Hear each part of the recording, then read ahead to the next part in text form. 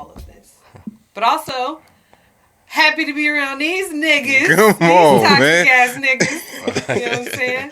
Bring my pure energy over here. Don't put that narrative. That's what I'm trying to say. Lower their toxicity. I can see she pressed about it because niggas is fully calling her out on her shit, and now she's trying to fully divert and be like, well, I just got to match the energy of the people I'm around. Like, fuck out of here, man.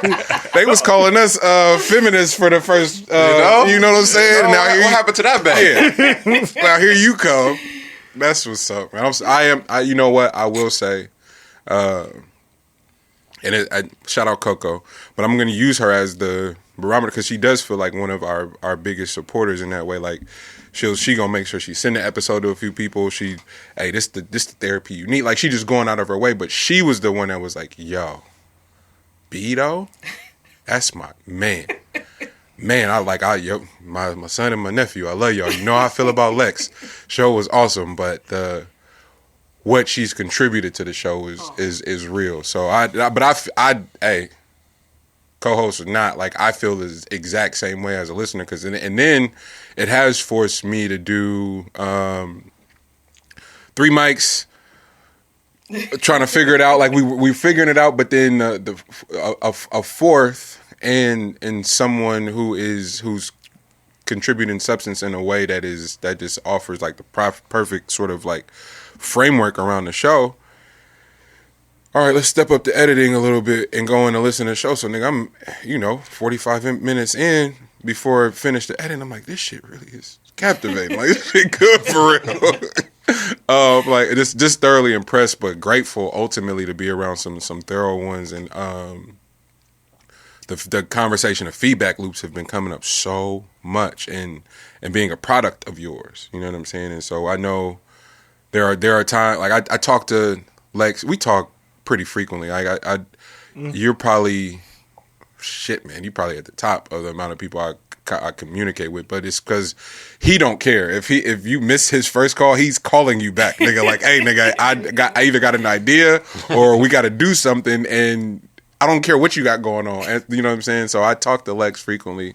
I have my moments where I'm like, damn, I need to check on G, and then we're building. So I do get to talk to y'all a lot, but not as much. But the idea of a weekly check-in and some brain work on a Sunday, or some internal soul spirit work on a Sunday is just really dope. And then to be able to turn it around and kick it. That's what one of the homies was like, yeah, y'all record on Sunday, so when you put it out? Like, nigga, Monday morning. It's like, wait, what? How? And it's like, oh, this isn't normal. I just thought everybody recorded the day before and then put it out the next day. And nigga was like, nah, bro. If we record one day, our shit probably come out a week later, So it just speaks to the commitment we all have made collectively, and then the public sort of like, nigga, I'm working on shit. So I salute to y'all, man, for real. And welcome home, B. Thank you very much. Real nigga. Shout out to your mama. What's up with the check? For real, Lex, how you feeling, man? You casually just be dropping shit. We had me, you, and Janelle had coffee this morning, and you was like, yeah, man, I got the big Ronin. And I was like, wait, what? Like, which camera fits on it? You're like, nigga, all of them. I'm like, wait, what? Like, that's a big deal, bro. Like, things are happening in terms of you as a filmmaker. Like, yeah, shit look legit as fuck. Man, how you feel, bro? I told you, I feel good. I'm blessed. Like, man, the whole way I even got that Ronin set up was, bruh just called me up and on some real shit. He was just like, look, I ain't been using this. He said, I probably only used it once, and it's just been sitting at my house. Wow. So I'm just going to drop it off and give it to you, because he was like, every time I see you on the gram, you're posting something, showing you're working on something. But then every time I talk to somebody and I ask, like, how's Lex doing? They be like, man, he working on this, working on that. Wow. And he was like, and then once I saw that you were in Africa doing film shit, he was like, there ain't no reason for me to have this just sitting here. So he was like, just take it. Blessings. Man, that imposter syndrome start. Blessings on blessings. That imposter syndrome start kicking niggas' ass. And they're like, wait a minute, maybe I don't want to do this for real. This nigga's in Africa, and I just got this expensive ass equipment just sitting in my garage, not doing anything, and damn, bro. Like, Yeah, that's big, man. I remember the getting the first DSLR, and you like, y'all get this, and the Ronin being one of the things you're like, man, if I had this, and then the dolly, and you like these things that you're like, man, if I had this, this is 6-7 years ago though, and you think about what happens in that time span. We posted one of those clips from last week when it was talking about people either not fucking with you in the immediate, but like seeing your dedication and over time going, well, damn, he's still here. Like, there's got to be something to it, and then fucking with you as it comes around. And I guess that's what I think of with you is like these things that you talked about as a true, genuine wish list, and you hear to where they just like, you either you've earned all of it, excuse me, but some shit you got to go pay for out of pocket for, make the investment, or somebody sees your dedication and goes, my nigga, you running it up. You just, all you need is some equipment, my nigga, do your thing. Yeah, like it really speaks to your fight in this space of like storytelling and the representation of our stories in those spaces. What's the conversation been like at home, Sid and Kendra? Like, have things? Is there a shift, or is it kind of like similar right now? Definitely a shift. It's we both see how hard you're working, and we're proud of you. Like, that's so dope. Me and Sid, like, we went to go see Spider-Man. Oh, and she was like, she looked at me and she was like, one day you're gonna be making stuff like this, Daddy. When I looked back at her, I said, one day you're gonna be making stuff like this.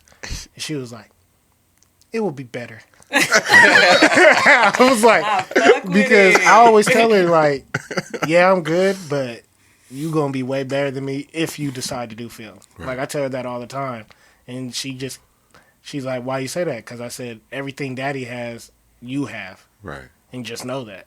And so, that's so dope, bruh. My niggas out here being super dads and right, shit. This is yeah, Lex, we can't be dropping tears, bro. Man, I'm a thug. I got you. You know, every once in a while, one almost slips out, and I'm like, nah, get back. Just go back. Yeah, Cloudy with a chance. Right? Nope. G, how's the shift and transition been for you? What's been going on, man? Smooth on my end. Just getting everything settled and in line and stuff like that. But the adjustment has been great because it's just a different mindset. Now I have like more free space to like free mental space to be able to like do a lot more. So that's always good because then you're not holding on, you're not harboring so much in you. So that helps out a lot. Yeah. What are the key differences in the new position, or is it not even the shifts in career, but is it more the space and the terrain, everything around you, like the distance from everything, or is it a little bit of everything? It's a mixture of it all, to tell you the truth, but it was really just a switch from being so hands-on with people, because like it's one thing when you have to deal with like adults, but like in their living setting, because they're just old ass children. So like it's you can be wound down from dealing with them in their natural element. Like put them on like work sites and they on their best behavior, or they thriving or not thriving but striving towards something or whatever. So you get to deal with a different element of them, and that's what I wanted to get away from, was not in their childlike element. I wanted to get more in like their adult-like element. So that's really the main adjustment, is just like that's what I've always wanted to do, is deal with people on that level. Right. Is there...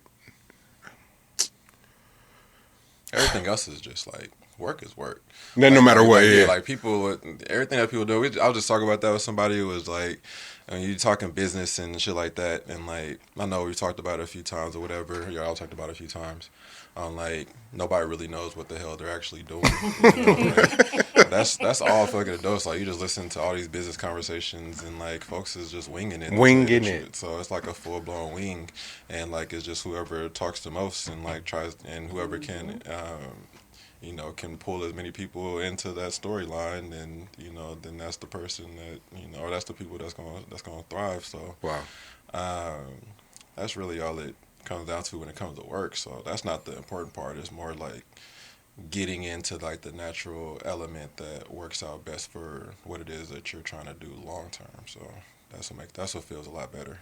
How's the newfound space around us being able to plan for your other creative and business endeavors? Like, have you felt that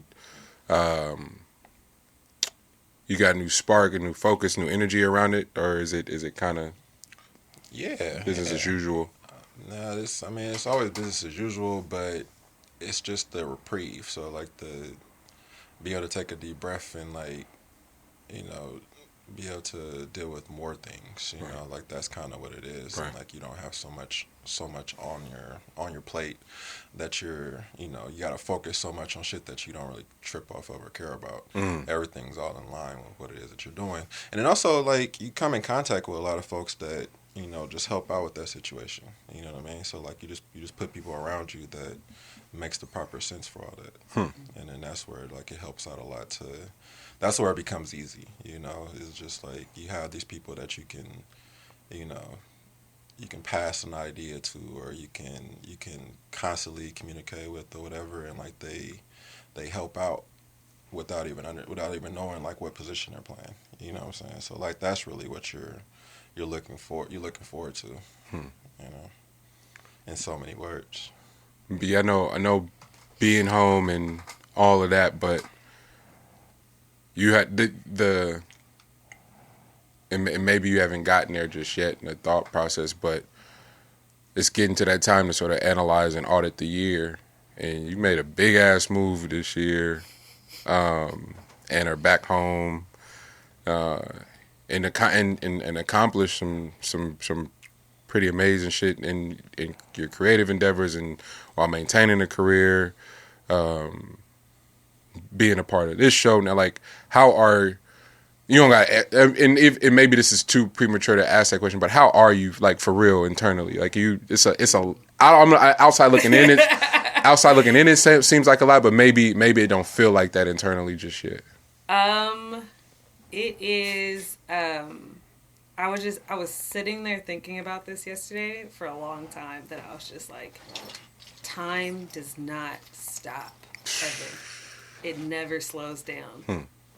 And I was just like, I don't know. I just have moments where I'd be like, life has just been moving, and you just kind of like. You put one foot in front of the other and you try to break it down. In my brain, that's how I work. But I just try to break it down as like small steps as I can, because, yeah, I looked up and just really thought like my life is completely different. Like absolutely fucking different.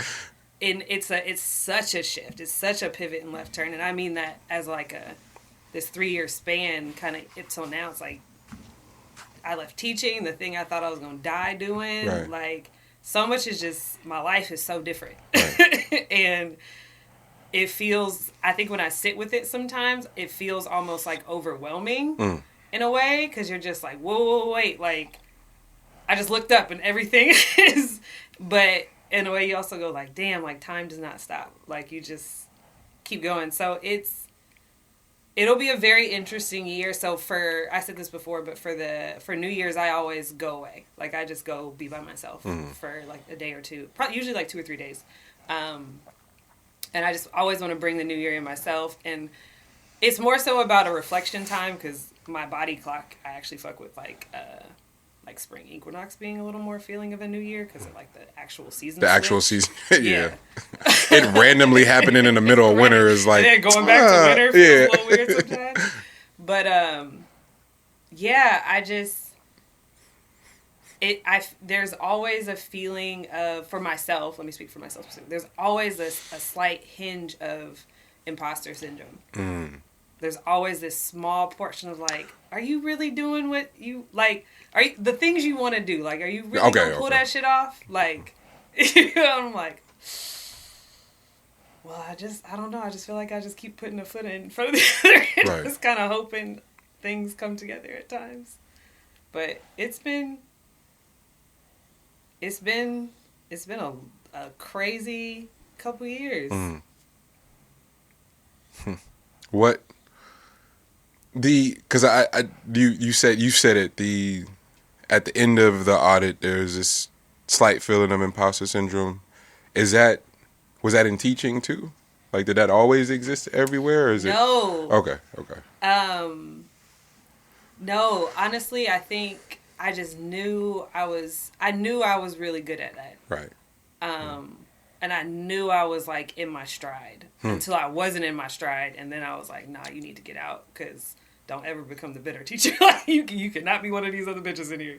Right. But so all of it's new. I think the first time I recognized it was obviously starting my pod, but then also when I switched jobs.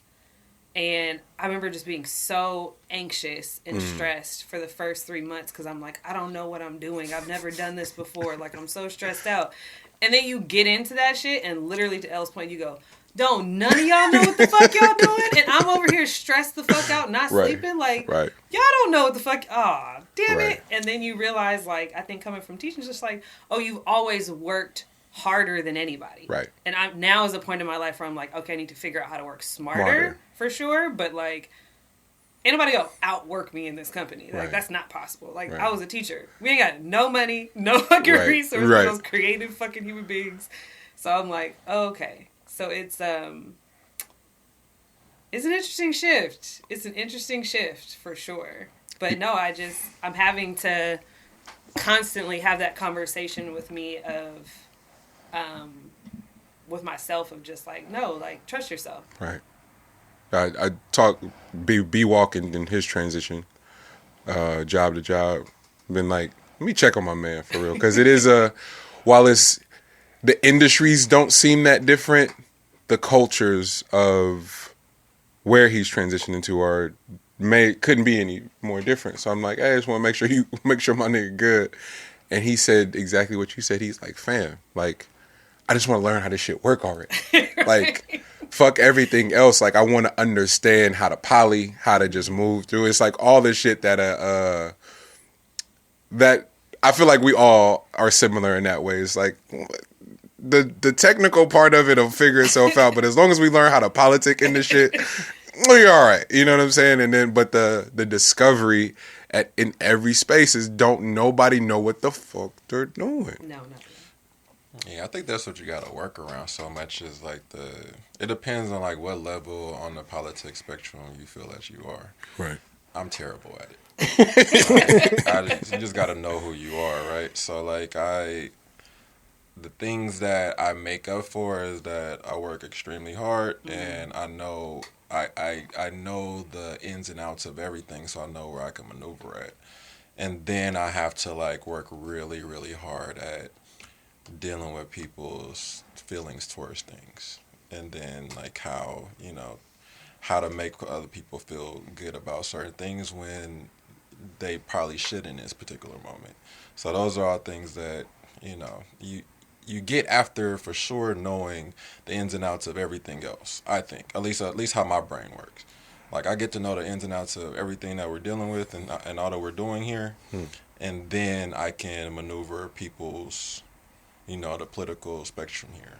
Do you think that they're like opposites? Do you feel like if you don't enjoy politicking, you have to work really hard, and if you really, really are good at politicking, you probably not working that hard, or is like, and is there a knob that you could do both really high, and you think that like how do you process that? I think if you can learn the political spectrum here, then you don't have to work that hard at really anything that you're doing. You can get other people to do it for you, or whatever, right? Because you can make, in a way, as long as you're shielding where your where your deficiencies are, then you can easily have somebody do that for you, and then just take the rap for it. You know what I mean? And I don't do really well at that. Like I can't sleep well without like doing like knowing the job ins and out. Like I can't fake it, you know what I'm saying? So like that's just not how I work as a human being. I should be a lot better at that type of stuff because it'll make things move a lot faster. But that's just how my brain works. Like I like that the whole thing about the imposter deal. I would never have an imposter feeling because of the amount of like I can only fuck with myself by knowing everything. Like that's the only way I can go about it. So I can fall back on the fact that at least I know where I'm coming from in this. Now on the political side of things, that's where I know I lack. So I know I'm like when I'm dealing with another person and like gotta make them feel good about some shit that they don't know shit about, and they talking to me and I'm like that's not right. But like, all right, I guess we can try this out because that's the politicking side. Right. Then I bet. I guess we're gonna work it. We're gonna go through this, and it's gonna be completely wrong, and we're gonna fuck up. We got to backtrack and go the actual route, you know. But you know, I think that's kind of where that is. I want to challenge feels like the wrong word to use because this is your experience, your perspective. However, you are my cousin. I have seen you in spaces, and you also have something in your notes this week that is like, nigga, know what to do from knowing what not to do. Mm-hmm. To me, and you put emotional intelligence. To me, politics is primarily a finessing game, which I don't know why, and perhaps I'm wrong. I will defer to y'all on this part. Isn't finessing just like really high emotional intelligence? I mean, I think it's the manipulation of emotional intelligence. Oh, okay. That's where I got it all fucked up. There we go. I knew it. Yeah, I knew it. If you have awareness, The manipulation of emotional intelligence. if you have awareness and like you actually have like empathy and all these other things like towards like the greater good of things, then you're gonna have a hard time within this. Like you got to be able to shield a good amount of that out of this. Unfortunately, like you're gonna have to really play people's emotions really, really well, and get what it is that you need to get out of them and out of this situation, and be okay with the fact that somebody's probably gonna have to crash and burn in this, and it's not gonna be you, and you just led them to the slaughter. Yeah, exactly. I finished the Will book this week. Actually, I got to finish it with Grandma. We drove to the realest of niggas. The realest of niggas. She was so happy she almost went viral this week too.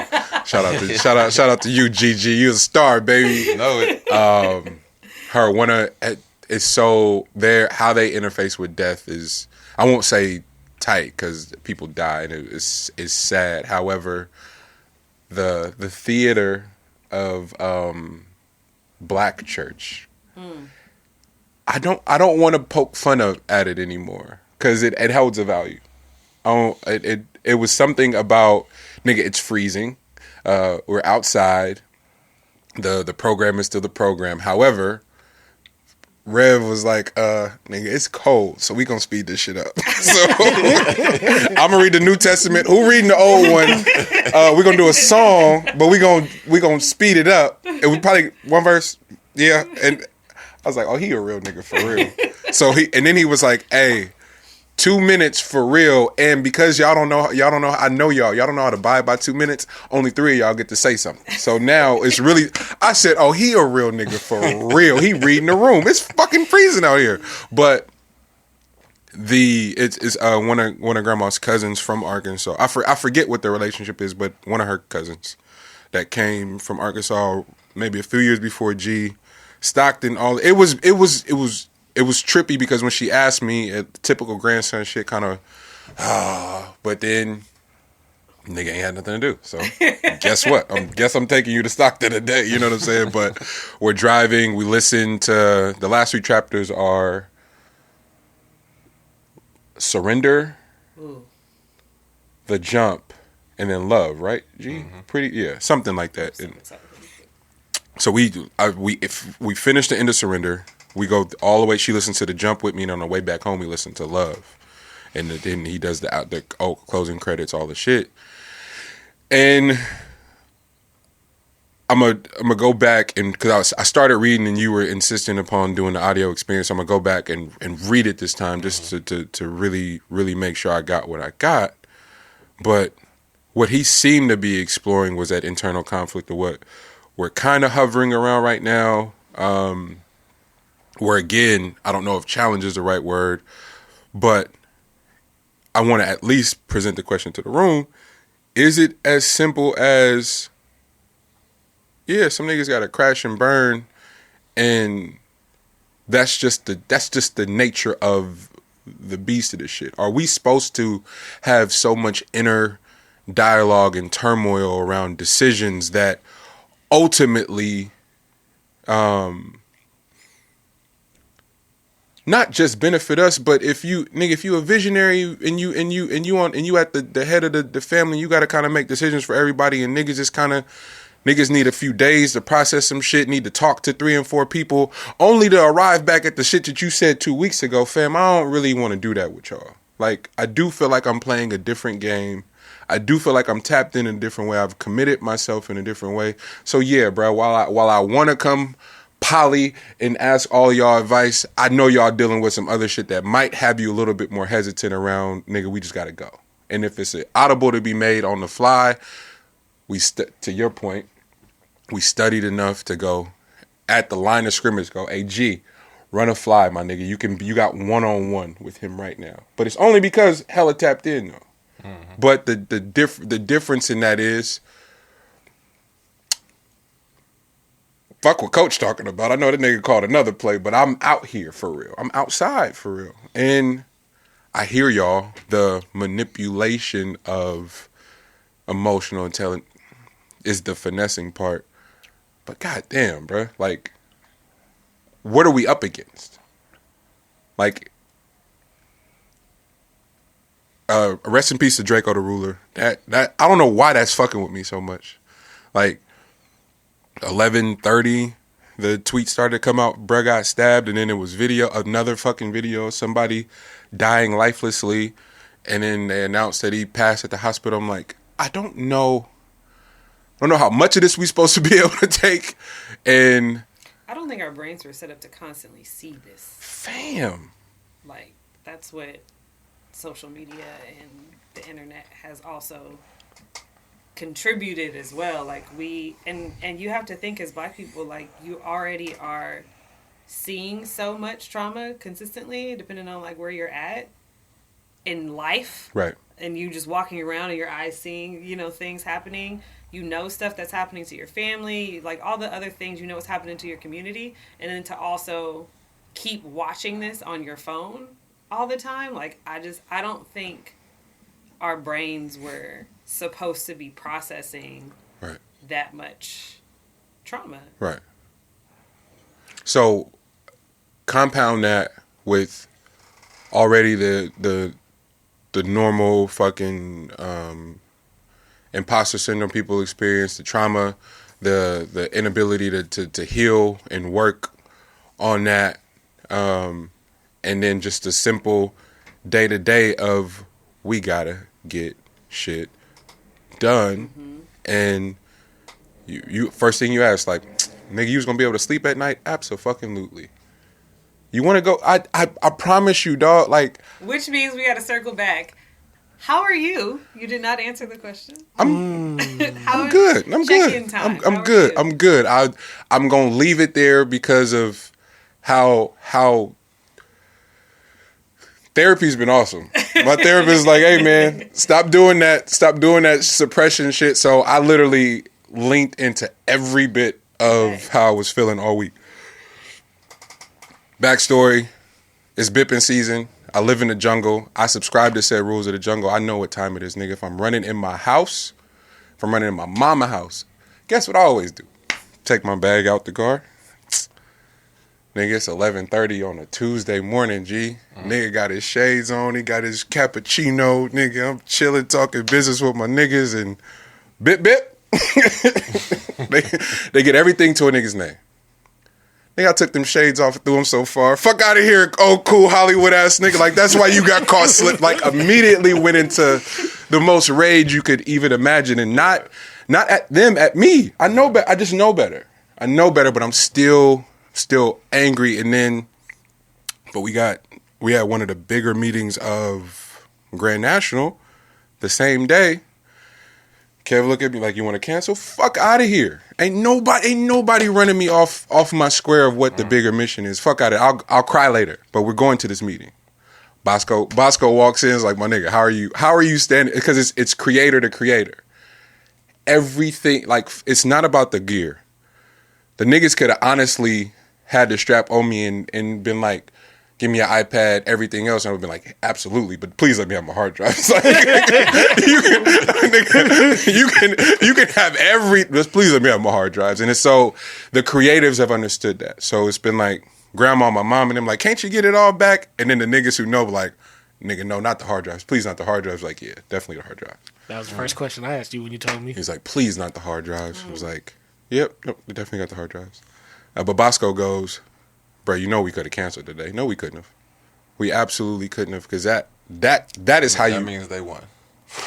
And I'm such a sick. I get the mentality. I'm such a sicko. I'm not letting niggas win. And it's like, and then Janelle shout out to Julian at Peerless, the head of operations. He got us the video, and Janelle was like, post it, GoFundMe, fuck out of here. That means them niggas won. No, absolutely not, nigga. You bitch ass niggas. It's clearly I'm still angry, upset, but it's again, as you should be, right? Absolutely. It's not about the equipment. It's the fact that I know where the fuck I'm at. I know where I'm at. Don't get it. Ain't never too sweet, and it's a matter. Man, we need to bring back stoning, man. I know this shit is wrong. We need to bring back stoning, bro. You telling me? You catch these cats, then every cat gets to throw whatever size rock you want to throw at these motherfuckers, man. Because like it's the simplicity of it. I get it. Folks is hungry or whatever. No. But you also be taking from folks that are also like hungry. You don't know what situation anybody in. Man. You know what I'm saying? So like just to take somebody's hard-earned whatever the hell it is, like just like it's nothing, or just run up at somebody's shit and take stuff, like, yeah, I get it. You know, folks done glorified robbing for way too long. Right. You know what I'm saying? Right. Look at that shit as if that shit is sweet or cute. Right. You know what I'm saying? Like you supposed to be some type of level of a man. Right. Because you can rob another nigga. You know what I'm saying? And like that, you know, like that's childish as fuck. But also, there's got to be repercussions for these type of things. So, like, that's just kind of how it goes. That's why the element of consequence needs to be heightened. So, like, if we gonna get back to the point of like, I was just talking about this on the outro for the property or whatever. Cats just got their shit ran through in a garage or whatever, and like. Looking for the police footage and stuff like that. I showed them the footage. I showed them that shit happened within 15, 20 seconds. That's all it takes. You know what I'm saying? And like, can see the entry, saw the exit or whatever. And like, as quickly as that is, like, I don't care how much security you got. And also, security, you got to think about, it ain't like we got armed security. Right. You know what I mean? So they got to think about, they got to make their choices. Right. And then there's a lack of police response. You know what I'm saying? So like, and then it was like, so, and I'm like, do you see that they saying don't go into LA? You know what I mean? They're already telling people not to go into LA. Right. And they ain't said it in Oakland. But they need to. It's already a known. It's already known. You know what I mean? If you don't know, you don't know, you're going to get caught, but don't go into Oakland either. So that's exactly how I work through all the emotions. Call the police. Do this, do that. Like, nigga, I know where I'm at.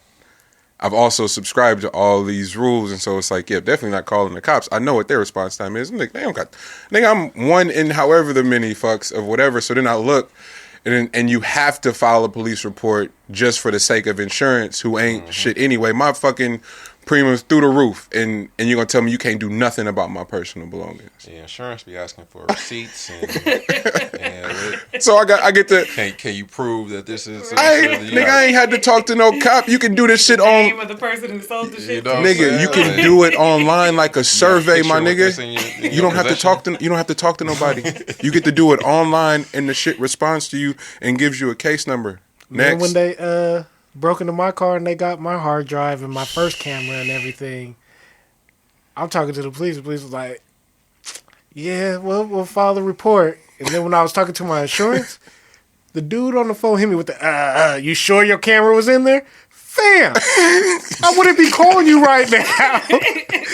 I don't want to deal with y'all. Like I don't. The inconvenience of it all is more annoying than anything. And now you about to hassle me over $100 deductible from my window. Fuck out of here, nigga. Like I have shit to do. Like I literally. Come on, bro. You can't be getting hurt in kicking practice, bro. Well, they had to get helped off the field on kicking practice, bro. Hey, come on, bro. Hey, bro, don't tell nobody what happened, man. We ain't gonna talk about it. Come on, you got one job, bro. One job. Oh, Janikowski would never. God damn. You ACL try to kick in practice. be asked a really great question of like, how long do you give yourself to feel? I want to ask for clarity around that before answering it. Okay.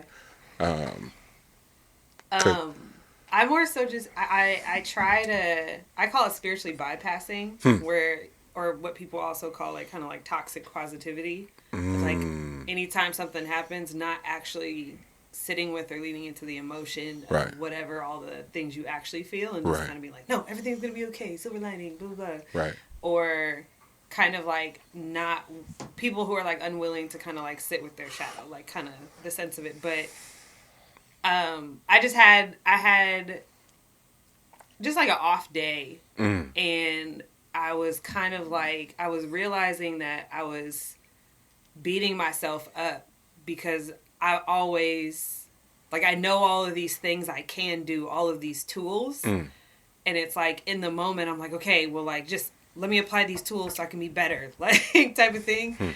And sometimes I forget that, like, hey, you gotta just kind of sit with it for a little bit and be okay with sitting with it, but then also trying to find that balance of like, all right, you can't sit with that shit too long. I understand what's going on, but bitch, you got shit to do, you know? So kind of just, I was wondering if y'all have like a set time limit, because I know some people are like 24 hours. So I was like, do people have like a set time limit, or is it kind of just, do you measure it off of like how deep into that you get into? Like, I don't know. Right. I think for me, because of all of the normal processing you're supposed to do, it's such a new experience for me because of therapy. I haven't gotten to the space of setting a time. We're simply just working through the idea of not doing the standard thing I've adapted as a survival tactic of just going the toxic positivity shit like that. I might be the poster boy for that shit. And so now having gone, all right, now we can't ignore it. I was also mindful of not wanting to make the over swing and on the pendulum of like, now it's just like, I really despise the woe is me wallowing niggas. Like it just makes me uncomfortable. But I also realize you want to go to the newly religious route. Oh my god, nigga, now I'm the preacher man, bruh. And it's like I don't want to be that nigga. I don't want to be that nigga. But in the process of what I was doing, the toxic positivity shit is a form of that. Whether or not it feels like wallowing. The don't nobody want to hear that shit either. Like I realized it this week was like, this too shall pass. I was like, if one more person say that shit to me this week, it's gonna be on. Like I'm doing okay until somebody say, for whatever reason, I could handle any other type of, like even people being like, oh man, you know better. It was like, even that didn't bother me as much as this too shall pass. It's like, that, please don't say that no more. Not one more you say that. Hey, that's some shit that you say while you like exiting the room. Like, I ain't trying to hear nothing else about this. This too shall pass. It's like, get the fuck out of here with that, bro. You don't, like, you clearly don't.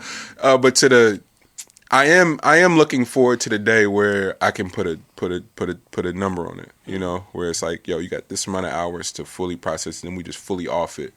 And I think what that does do is set the boundaries and parameters around not having that shit, because Tuesday, even up until Friday with Gigi, I could still get like hot, like I could feel my temperature. But just thinking about proximity and all, like it was all the shit outside of the property has nothing to do with this. It's just sheer principle for me. And so it's like, I don't want this feeling no more. I don't want it. And so shout out to Poe. I was like, my nigga, let's just ride and get a drink. But in the process, salute to my nigga Matt Horn and Nina, his lovely wife and family. They had a dope gathering of some really amazing folks, and I got to just go poly with them. The boy Dame played me. That nigga's got a classic on his hands. How he pulled that off. He gonna have to put some respect on that nigga name from here on out, just because of the execution of that. So all that happened within the span of one night, and it was like, and Poe made a really good point. He was like, "Hey, my nigga, I know you don't want to hear this too shall pass, but hear me out. He's like, hear me out. Hear me here. Some of the realest niggas like have been in this exact position before, Right. and it's like how you the bounce back and the response is Issa D too. Remember she got hit up outside that store. Right. It's like how you gonna respond? It's like maybe your next endeavor is going to require something of you that you don't even know you capable of yet just now. And the safety net of going, yeah, nigga, I got 4 albums, nigga, on my hard drive, nigga. You don't have that no more. You don't got you outside and you got to build now. What you gonna do? And it's something like I was like, that's why you my man. Like this is the type of energy I need around. You know what I'm saying? So, but the to your point, the not doing the toxic positivity, being like, oh, it's okay. I do feel like it welcomed a type of conversation this time around. And so, but I am looking forward to acquiring the tools to move me into like, all right, bro, 24 hours and we off it. Like, that's it. I'm going to give you that. Because... How about y'all?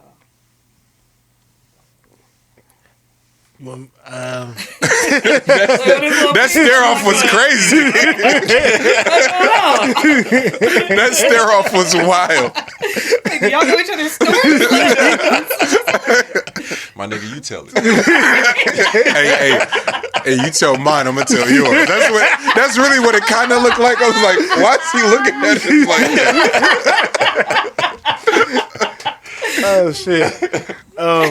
For me, I definitely don't have a time, but it was funny because my therapist, this was a little bit ago, she told me, she was like, her words were, you use the excuse of everything's balanced. So whenever something bad happens to you, she was like, you ignore the feelings that you need to feel because you just use that excuse of, oh, that somehow is balancing. She said, because honestly, with how big the universe is, your understanding of balance ain't shit. And That's I was accurate. I never heard that. thank you. And so she was like, you need to take time to process the feelings. She said, I'm not saying you got to sit and mope, but she said, I feel like for years, you decided to move so fast and there was shit that you experienced that you didn't even want to take in. So you're just like, oh, this is balancing. And so now I'm actually trying to process shit when shit happens to me instead of just using the excuse of, oh, it's just the universe balancing itself out. Right. Damn. You don't know how big the universe is, so your sense of balance is off. I'm like, damn, I'm about to go fuck around and like think about that for a minute. Like, hold up. Yeah, I mean, I think it, for me, it just comes down to. I mean, we said it on your pod, B, but where it wasn't on the mic though. It wasn't during the recording, but for me, it's just like proper rest for me. So like Proper rest? Yeah, like if something happened in whatever day and like it might have been overwhelming or whatever, or it might have gotten to a certain point, then that means you need to take the necessary steps today to get that shit up off you, get you some sleep, wake up tomorrow, attack this motherfucker. You know what I mean? You get this night to set whatever straight for yourself, and then in the morning you own this motherfucker bright and early. You know what I'm saying? You don't even get because I used to have like the long time frame that you gotta sit through whatever, and you know you eventually get to the point that I can get to now, but I was always thinking that how do I lessen the blow for one, and then like how do I turn this around quicker? And that's always been like my thought process is like, okay, so such and such happened, and I had to feel this motherfucker, and I felt this motherfucker for way too long by standards of the public, you know what I mean? Because like the public just keeps moving, you know, everybody's on their own schedule, so nobody knows what individual's going through, and then they only operate on their own spectrum anyway, so it's not really about you at any given point. It's always for whatever is in the best interest of whoever you're dealing with. So in the past, it would have been me separating myself from the public and me going through whatever it is I'm going through, and the public move, and we don't even have to interact with each other. Now it's like, oh, well, there's no point in the separation part. We still have to interact. How do I get to the level of what you need on your side quicker? You know what I'm saying? How do I make sure that I don't have so much of a layover on this? And that's really what I'll come down to, is that if you go through something really, really tough in a day, then when you get away from it, whatever, if you have the luxury or the blessing to be able to go back to your own situation or whatever it is, then you have to set the timetable at wherever it is that you're at. So like whatever you're doing, you know, get the proper food within you, take a nice shower or whatever it is that you do, you know, play whatever music if you need to, or, you know, meditate or whatever the hell that could possibly be. But make sure that you get a good night's rest. I know it's tough, whatever it is that gets you to sleep, but whatever that is, cool. But you know what I mean, whatever that option is. But when you wake up in that morning, you better be ready to full-blown attack. Right. You know what I'm saying? That's really the way that I go about it. It's because none of this shit stops. So you gotta be a fucking machine. And how do you get to being a machine? You know what I'm saying? Is separating your feelings from the execution of whatever it is that you gotta do. And when you say separate, you don't mean neglect though. No. It's not neglect. I mean, those things your feels are gonna be your feels. You know what I'm saying? How do you feel about whatever it is gonna be there? But I'm talking about how the public moves, because the public doesn't stop for whatever you're feeling. You know what I'm saying? So you can be stuck in your feels, and this whole thing passes you by, and you still gonna be in your feels, and people still don't give a fuck about it. You know what I'm saying? So that's what I'm talking about. Don't neglect your feelings. Figure out how you about to be working through whatever it is that you feel about it, but you got to figure out how you're going to reinsert yourself into the public. That's what's important, because you have to continue to progress in whatever it is that you're doing, even though you're going through whatever it is that you're going through. This thing doesn't stop. So if that means you do your therapy, or you can get that shit out so that it helps you have more that you can put in, then that's the way that you go about it. If that means that, you know, you figured out whatever your routine's gonna be, so that you know that you execute really, really well in whatever this routine is, so that gives you the confidence to reinsert yourself, then go about it that way. But you got to figure out what your niche is. You know what I'm saying? You can't be on other people's time on these things. You got to figure out how to, whatever your niche is, and execute that so that you can reinsert yourself. Did you even say if you settled into time, like a time limit of sorts, or is that something you working towards, or where are you at? Because and then how does that correlate? Because I don't know. I feel like L nailed something when we talk about how to use distraction. You know, like you asked a very poignant questions, like how do you know you're properly using it, for one, and then how few people even know that there's a difference, right? It's like, because what he to the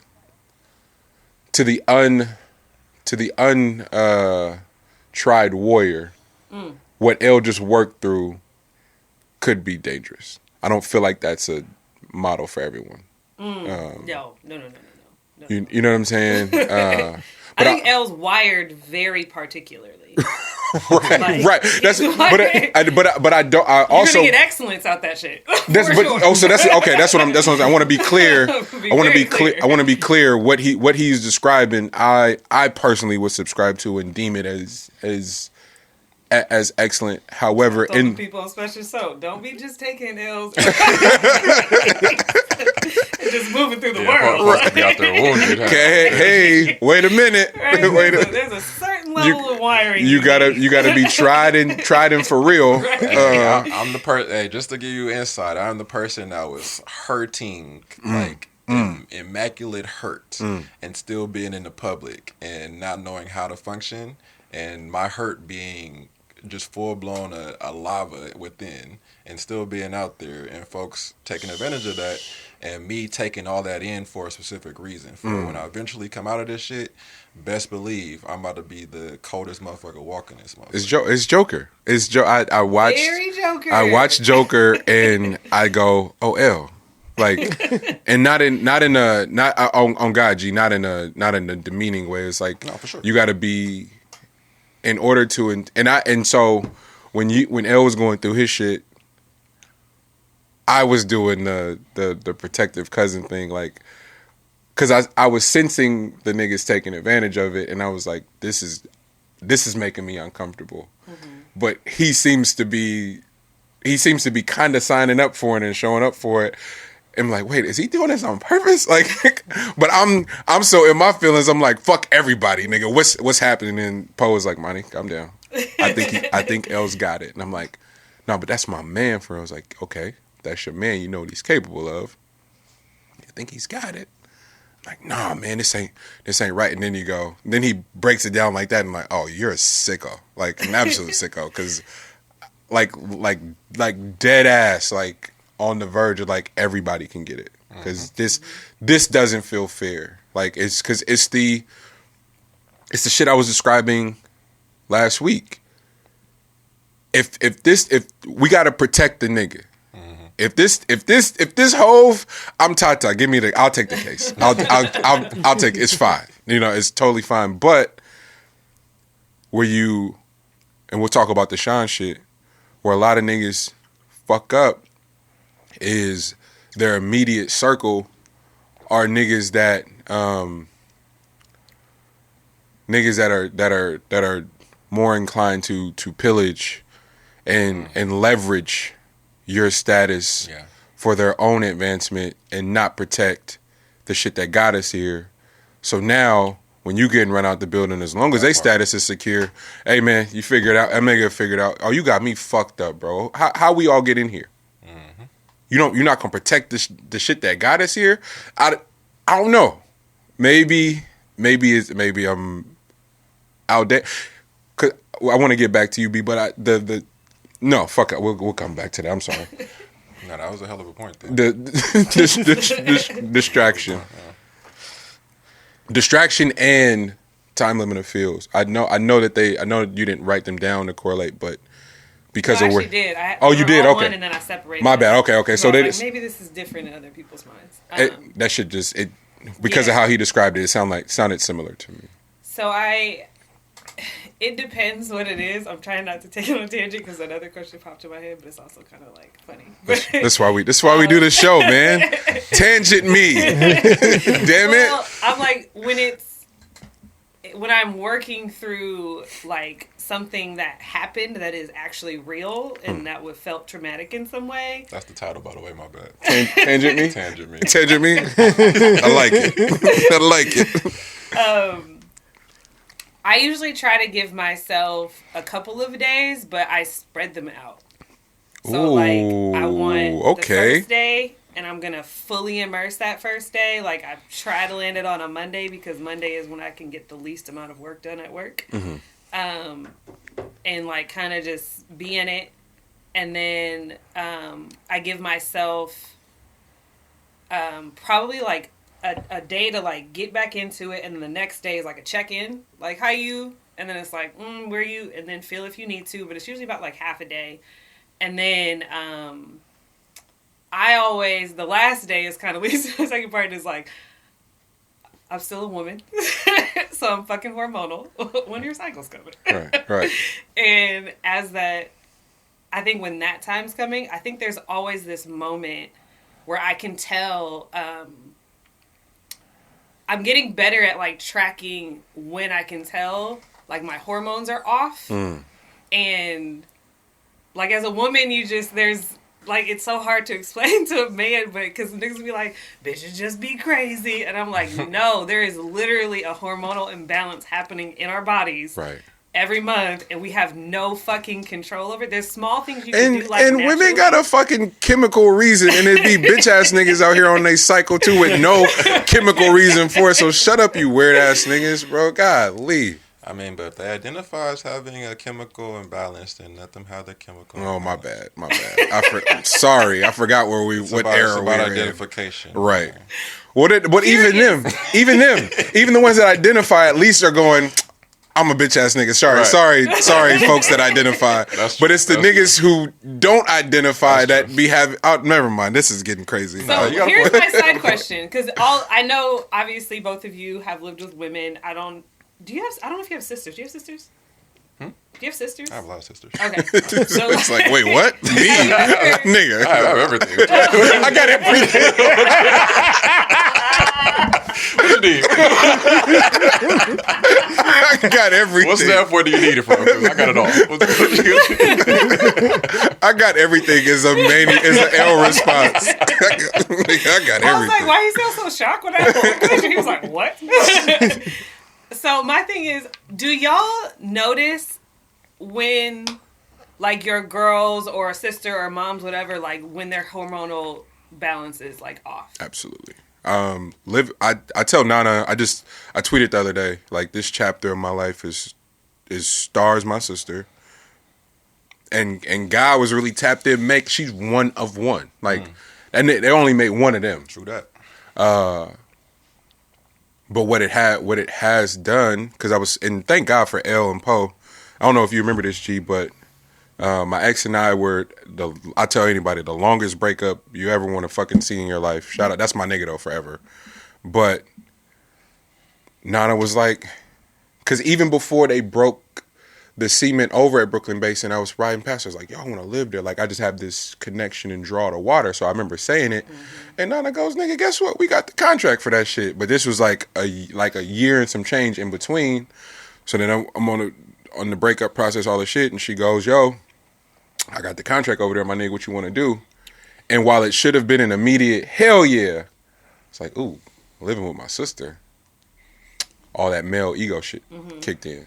And we were getting drinks one night. Maybe we were shout out to Juanito, hold your head, bro.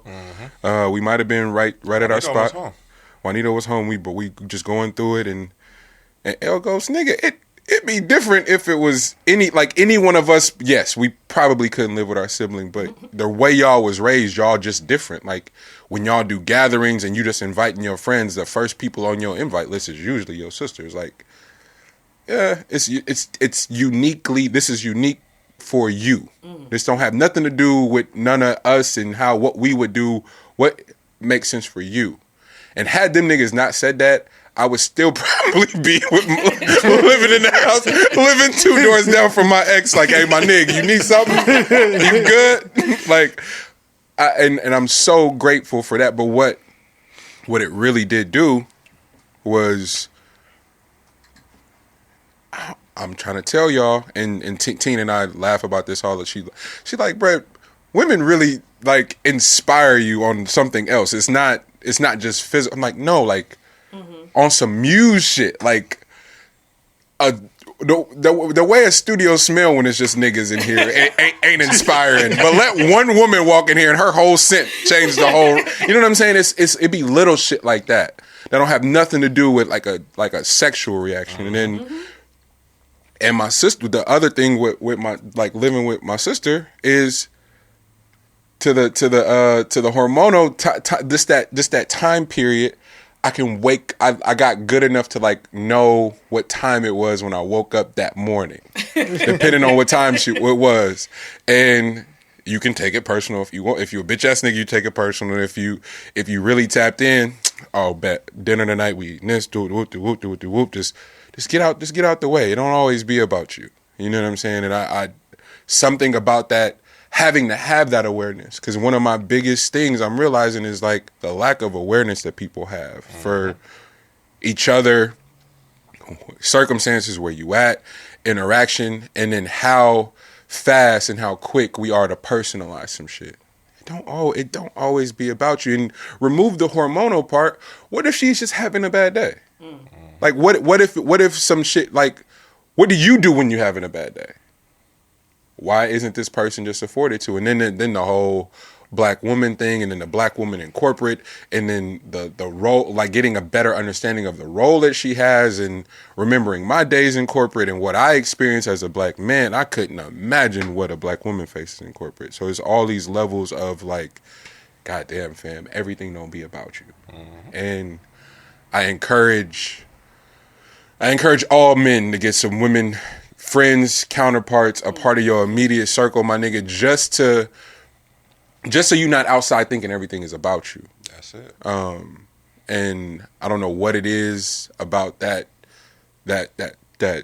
something that seems like a small variable, but I'm going to go as far as saying that shit may have single-handedly redirected where my life was headed. And it really started just as simple as her womanly ties to nature is like, yo fam, this is just what it is. And what I do know, you might want to tap into the nature, yo. Like by any means, you know, it ain't gotta, like you said, it ain't gotta be nothing on no sexual anything. Like it's just the facts of like the law of the land. If we're gonna be here on Earth, right, we might want to know how this motherfucker work. Like what? You know what I'm saying? We don't know, bro. We pillage this shit. I get it. You know what I mean? But we don't actually tap in and get to know like how this thing operates. You know what I'm saying? Right. We just start telling shit what to do, and then just be expecting the greatest of results, and then be like, nah, that's not how this thing works. Like, you might want to actually tap into it. Right. Because sometimes I feel like, as a woman, I feel as though like, if I there, in all of the ways that you find a woman to be your muse, and all the ways that we know that we like, if you're a really dope woman, you know, like, we know we're being dope, and we're here, and we're doing all the things, and we're, you know, inspiring or whatever, right, you know. But when I think about it, I'm like, if I could point out how many times, for example, like in a calendar month, I feel off, you know, and both from sometimes it's just life shit, right, and other times it's hormonal shit. Right. I feel like if every single time I expressed that, like, I feel like a man will look at me crazy. Right. Like, this bitch is a little, like, it almost is like, this bitch has mood swings. And I'm like, right, I don't really feel like I have mood swings. I just feel like, I don't know, there's a balance. That's what I'm talking about, though, because it's just some male ignorance privilege shit. Like, literally, my sister saved my life, because every relationship prior to, I got to exit it going, that bitch is crazy. Like, literally. Like, and some of them bitches was crazy. Like, keep it a bean. Like, I'm not gonna go that far. Like, some keep it a bean. I love y'all. Some of y'all fucking. The fact the shit was crazy. Yeah, no, but what you do negate is that how much y'all do suppress as a means to not have a nigga go, this bitch is wildin'.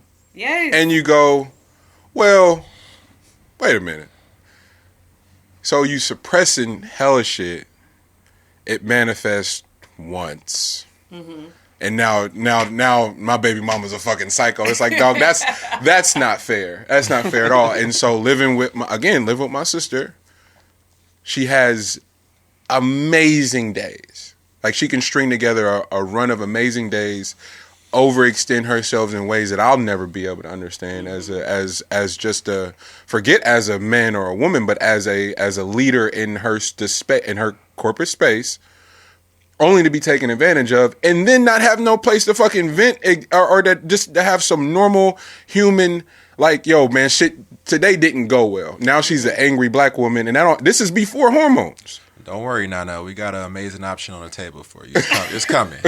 Don't worry about it. You'll find out about it soon enough if you haven't. Don't worry about it. It's coming. Yo just sure had his Suge Knight moment. Hey. If nobody else here to notice, I want to be all in the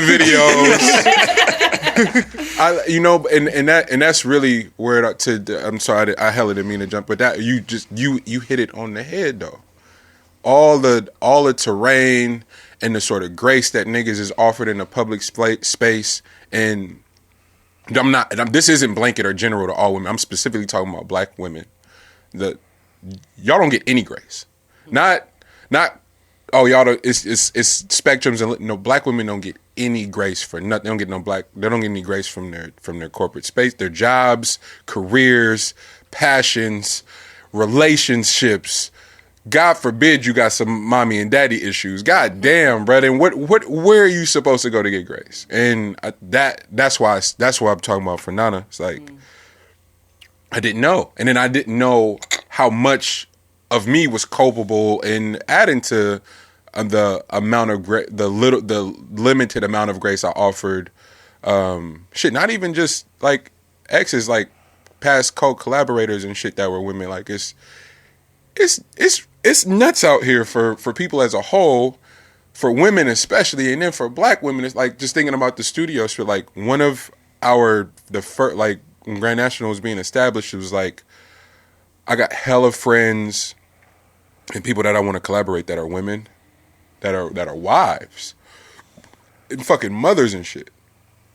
And something as simple as like I remember wanting to work with Anissa hella bad and meeting her at Starline, introducing myself, exchanging info, and then being like, yo, come to, like, I got this idea. But Anissa, have you seen Anissa? Like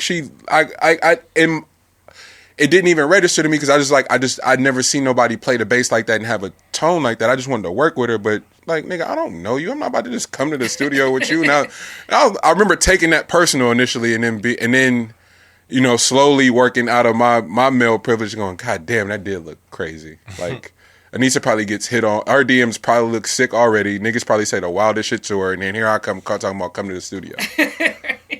No, nigga, I'm sorry. Try to mask it underneath some work all the time, and then the nerve of me to go, man, Anissa was acting, man. No, this don't have nothing to do with you. It's all about the I'm a fucking woman, dog. It's all about the culture and the spaces that haven't been saved and haven't been aimed to protect people like me. So, fuck your little song. I'm not coming to the studio. But I remember that feeling and being like, well, one of the things I want Grand National to sort of be built on is being a comfortable space for not just the women who are mothers, but the dads who are fathers that their creativity has been hindered because the studio spaces haven't been conducive to having children around. So them niggas ain't, nigga, if I can't, it's the one weekend I got my kid and you want me to come make some songs with you, nigga, and you niggas are going to be sitting in there smoke, talk, crap. Nope, I'm good. Like, oh, we got to reimagine this whole shit. So you slowly start trying to do it, and you realize what you're working against, and you realize how many bitch niggas have really made this shit complicated for real. And then how many bitch niggas is like pillaging and leveraging the brand that's a little too close, and the women are like, yo, bro, I had a weird interaction with that nigga. You're like, wait, who? Him? And you're like, wait, him too? And you're like, oh, it's a bunch of weirdos around. And so this ain't even just for Oakland, the Bay. This is for every creative scene around the world. Police y'all communities and check these bitch ass niggas that's making it uncomfortable for women, and it's probably somebody you would least suspect. I was actually gonna ask B, since you started your creative journey, has any of that happened to you? Absolutely. What? Nigga, where you want me to start? I mean, I think that, like, opportunities that I thought or I had originally gotten excited for, you get unexcited for because you realize what they really trying to get in your face about.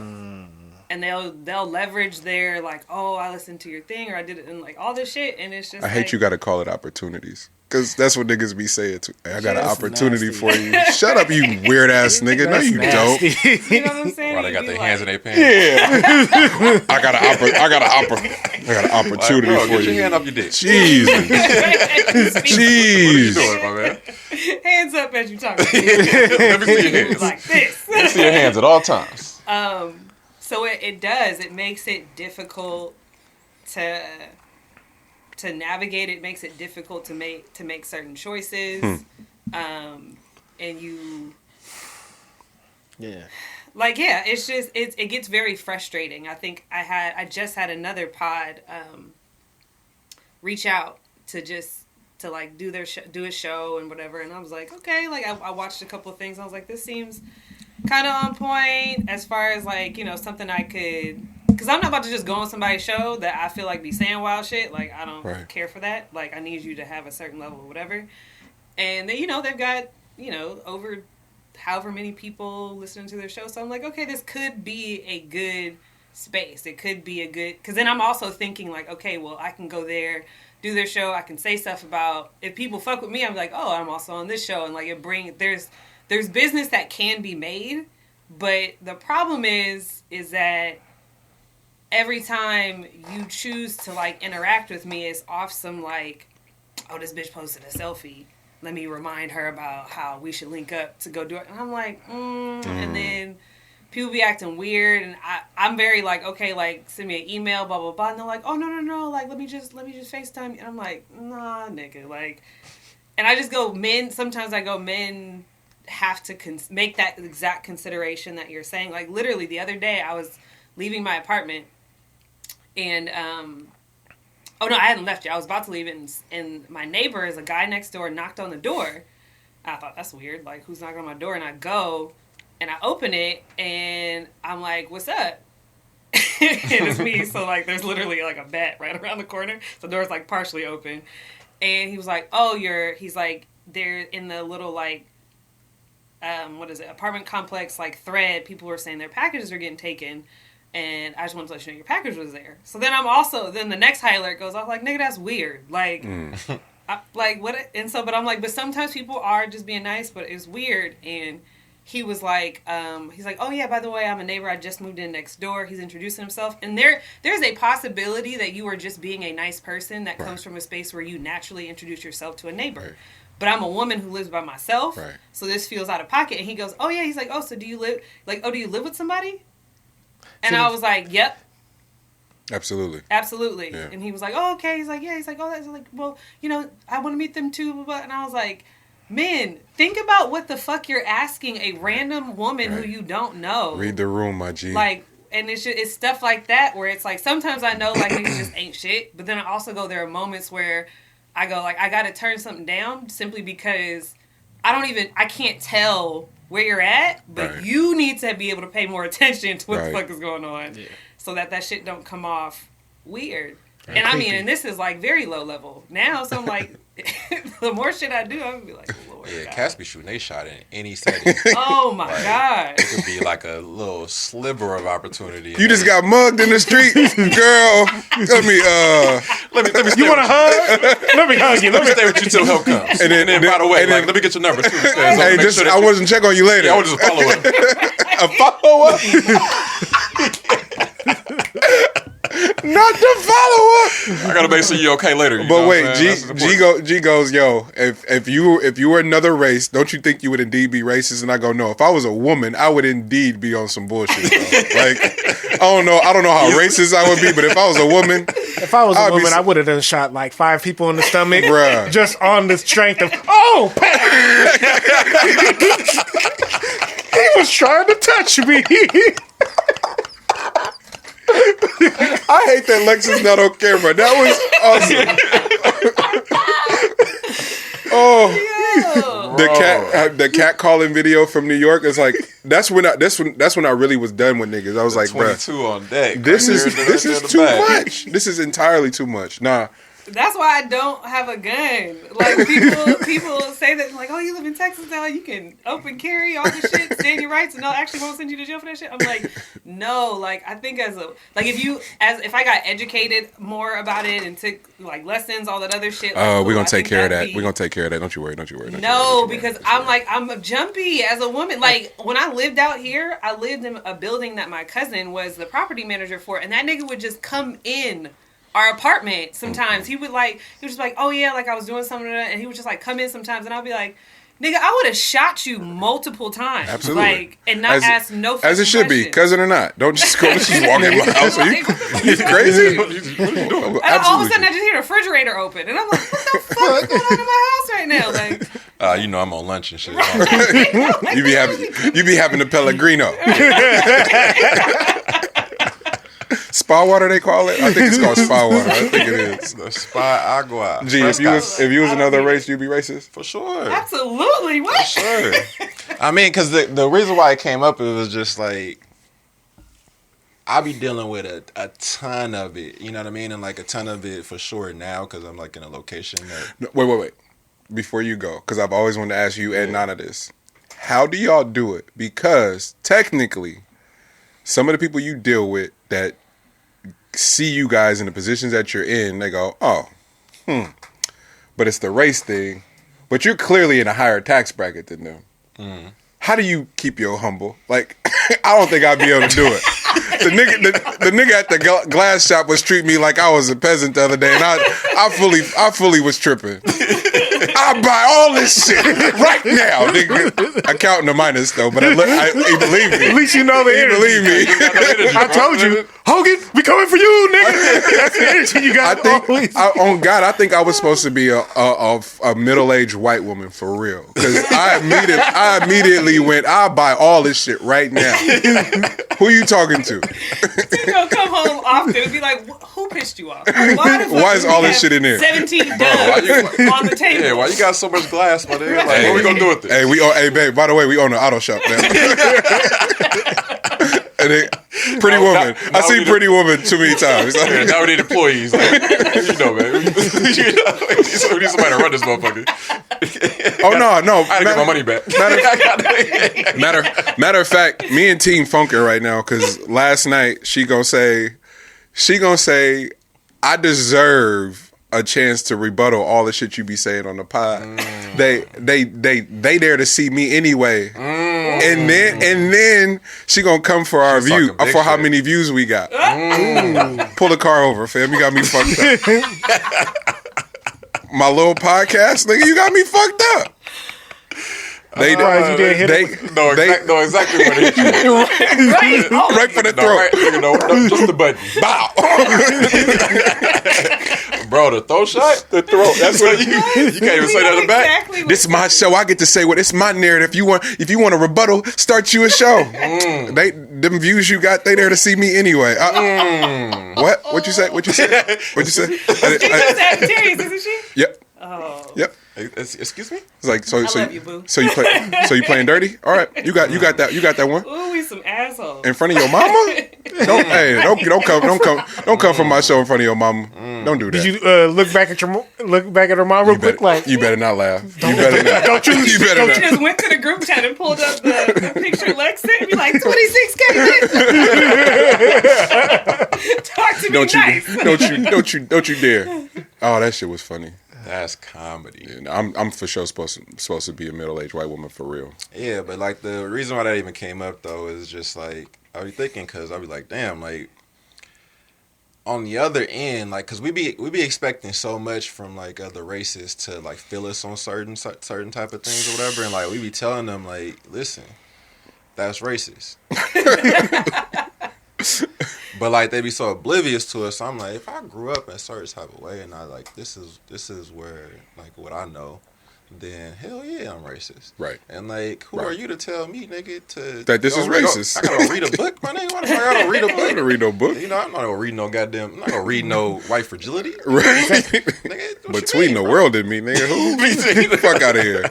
Don't care. What is you talking about? Don't care about none of that. None of that shit. Nigga. I'm about to go watch Real Housewives or whatever. Right. What was it? Botanical? Yep. I don't even know. I don't even know locations. Nigga, what the fuck they at? I said yep. Yep. That sound right. Potomac? Oh, Potomac. Yeah, that's how you say that shit. I don't know how to say that word. I can look at that word right now and be like, puts anatomic? Hip Hop Anonymous? Hip Hop Anonymous? But yeah, that's just where that would came from. I don't know. Yeah, I don't know how it would do. I'm damn near racist. I know they say black people can be racist. Black people already. What are you talking about? Why this? And that was the fucked up part. It was like I just told Kev I told Deuce and Janelle, was like, I don't want to be on high alert when cars pass. I said that shit 2 weeks ago. and then working on not being high alert, nigga. In the process is like, okay, I'm definitely on high alert. All you niggas can get it. Look, watch him right there. He looks suspect. That's what I'm saying. It's that ludicrous. It's that shit from Crash. Ludicrous. Like you clutch your bag and walk across the street. It's like this motherfucker really just did that. Right. As a matter of fact, man, let me go over there and do exactly what they expect. So I'm gonna go over there. I'm gonna ride their ass anyway. And then give me your purse and your card. Nigga. Like that's just kind of how that shit goes. But truth be told, like for me, hell yeah, I'm a racist. Where's the judge from? She was from Louisiana. Louisiana, from Lafayette or some shit. Like, yeah. Mm-hmm. How did they get the video? Was that her ring? What was it?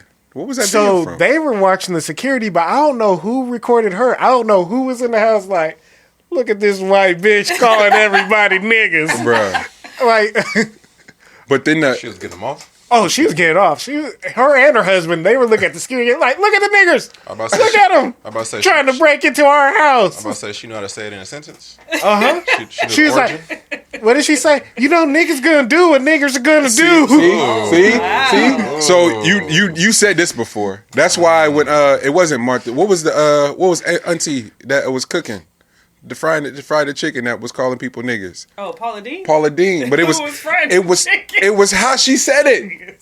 It was how I was like, I'm kind of not mad at it because of to L's point, how she used it in the sentence, nigga. Paula Deen used it like these her niggas for real, like.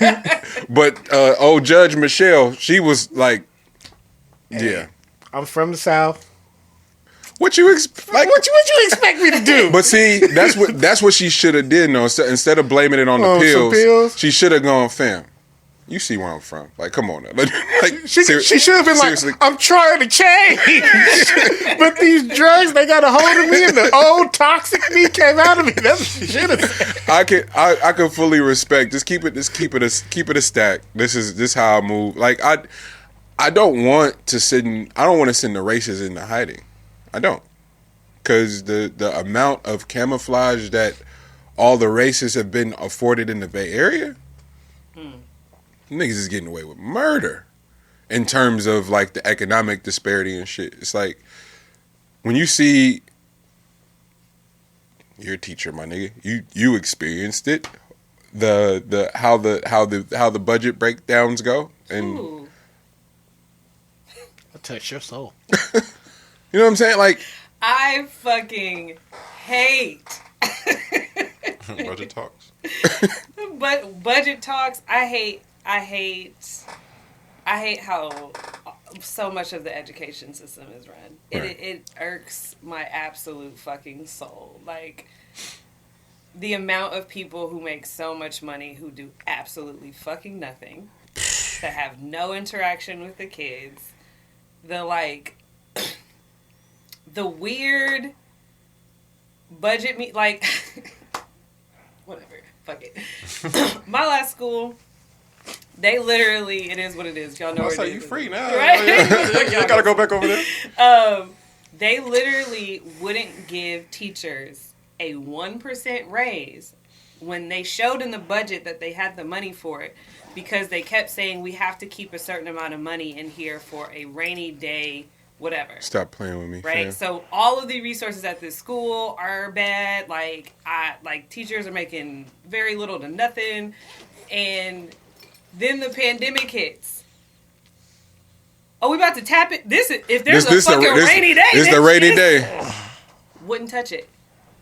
I'm like, oh, somebody has their hand in that. Right.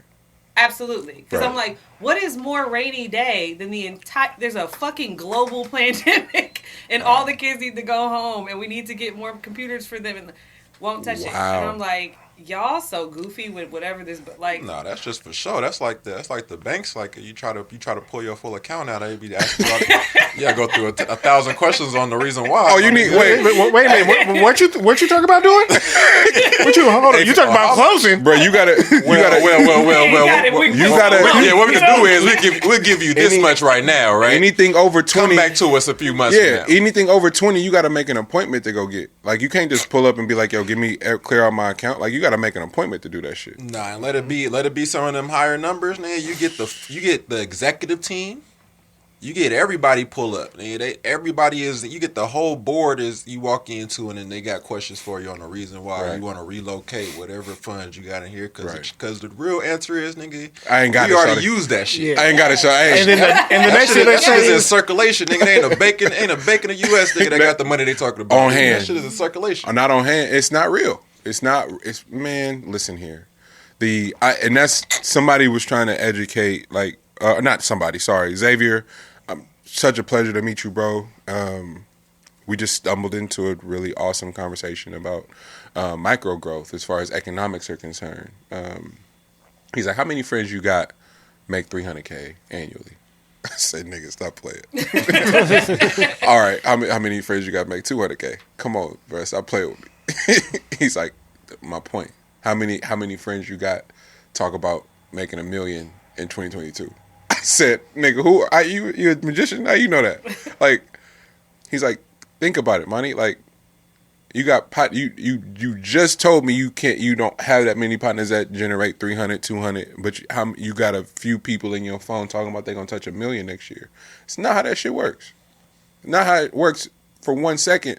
And he's like, the way we've been introduced to economics as a whole is just, these are the rules. To a certain, even that has been misleading, but none of us knew to learn to question and audit the book.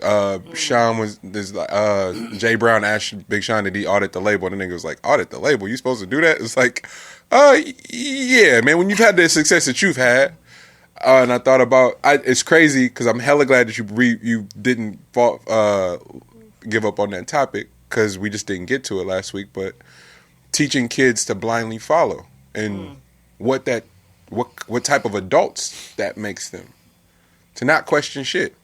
My mom had to live with it. Like, hey fam, you don't have, just because somebody tell you some shit, you don't gotta go with that. For word? And I kind of grasped the concept. My sisters, they live by that shit. You can't just tell them nothing. Yeah. Everybody think Nana's worse. No, Liz is a sicko. You can't just tell her nothing. She gonna be like, nah, fam, that math ain't mathin'. That ain't him. And as a byproduct, her daughter is exactly like, I was like, see, nigga, that's what you get. Because you can't. Hey, River can't even talk, and she gonna go. You just. And that's on that. You just called me. I think she just called me a bitch ass nigga. I think that's what she just said. Hey, stop that, fam. Sure. The way you rolling your neck, fam. I feel like you talking about my you acting like your auntie right now. Nah, B, what got you to that? What made you even think about that? Teaching kids to blindly follow makes up for adults that don't trust their judgment. I mean, honestly, it was being around a couple of my friends who have kids that are a little bit older, in the like 8 range. Gotcha. And you know, that age, they're way more vocal. Obviously, right. They're developing their personality, and I just thought it was so interesting to sit back and watch how they kind of like maneuvered and dealt as a parent with not crushing their kids' creativity and individuality and their own thinking and their thought process. And I think so much of this whole like be seen and not heard and all this other thing shuts down their ability to like figure out how, and to me that's what school was too, right? So to do good in school, in theory, meant you blindly followed a lot of fucking rules. Right. And not I. We know. Who'd you get that from? Is that auntie? Shit, that's auntie and pops. Cause like when you get raised by like teenagers or kids or whatever, then y'all grew up together. You learn that question everything, right? And you learn not to just like follow shit because nobody really knows the answer. So right. That's the only way that you get the information. And I for sure had that with teachers all the time. Teachers, class settings. And y'all not just about to tell me anything. But I do think that like, I think there's so much value in actually allowing your kid to do that. Why these letters here? Who invited them to? Bro, where am I? And why did y'all where use? am I about to be at? It's a whole alphabet. Why y'all use these letters? Like my slow ass was so stuck on that for weeks. And Mr. Fan was like, "Bro, please let it go. Monty, please stop." I'm like the X, the Y. Wait. Y'all want to go to geometry and trig and shit, but y'all still don't want to talk about this shit? Bro, I need a history. I need a background in algebra. How did we get here? 'Cause- Calculus, bro. Why y'all keep going up, bro? I still got questions on this algebra thing, bro. Why are we going beyond that? That is funny. That's Yeah, I just think that people are constantly needing to be told what to do and how to think and all of those things. And I was thinking about how I was like, I think we're taught consistently throughout our lives not to trust our own thoughts or our own judgments because we're constantly told to defer to somebody else's judgments and thoughts as if they're right. And so it was just so weird to, not weird in a bad way, but like it was so interesting, maybe is a better word, to watch a parent in the moment. And like moments where I know my parents would have been like, who are you talking to? But them kind of like navigating that space because their kid wasn't trying to be like maliciously disrespectful. It was just kids saying shit. Our kid and they're assholes low key sometimes. And so it was like, like you're letting them kind of like figure some shit out. And I was like, oh my God, like how do people have kids? How do you? You have to Because raise Sid's a person. I ain't gonna lie, Sid is for sure an asshole, and she get it from me. So it's like I know, and then sometimes she'll ask questions, and I'll be like, bro, we about to have this conversation. We need to go because I was getting ready for school, and she was like, why can't I eat my breakfast first then brush your teeth? I was like, you can, but shit, we need to go. So brush your teeth. And then you'll get these waffles. You'll eat them in the car as we go. Right. But I want to brush my teeth after. How you going to make that possible? Well, see, Dad, if you just think about it, get me a cup of water, put my toothpaste on my toothbrush. I was like, you know what? You're right. All right, let's go. No, but I want to do that today. Okay, let's go. Let's go. So, it's just like, but like for me growing up, it was the whole be seen, not heard. Yeah. Right. Don't ask no questions. Right. So then, as I got older, there was shit I should have asked questions about, but I didn't. Right. And then now I'm just like, fuck that. I tell Sid all the time, ask all the questions. Your teachers don't know shit. They following the game.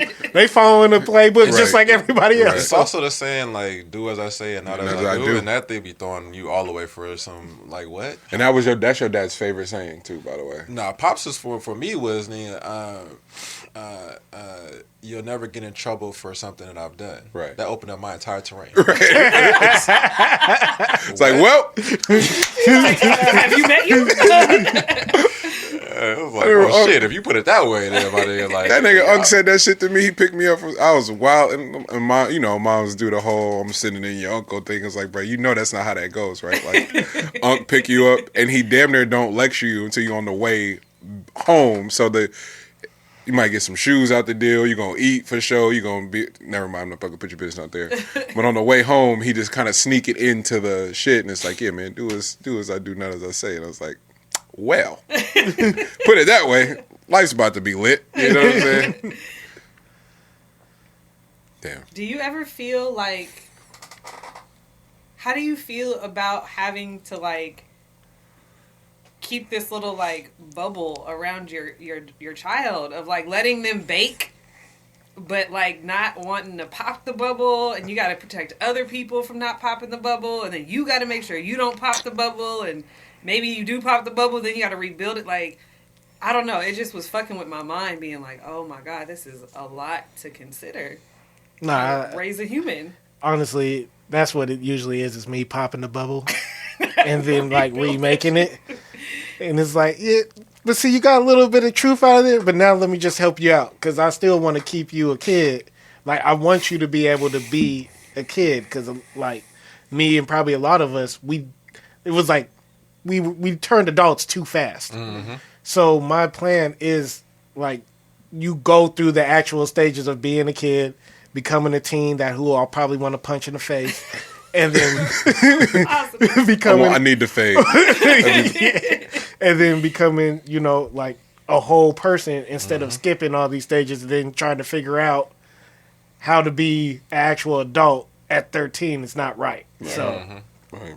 that's my plan. And so, but then throughout those stages, I'm still giving you Easter eggs that are going to stay in your mind. So as you get older, you'll find out that small Easter egg, there's many other parts to it, but you got the core of that idea.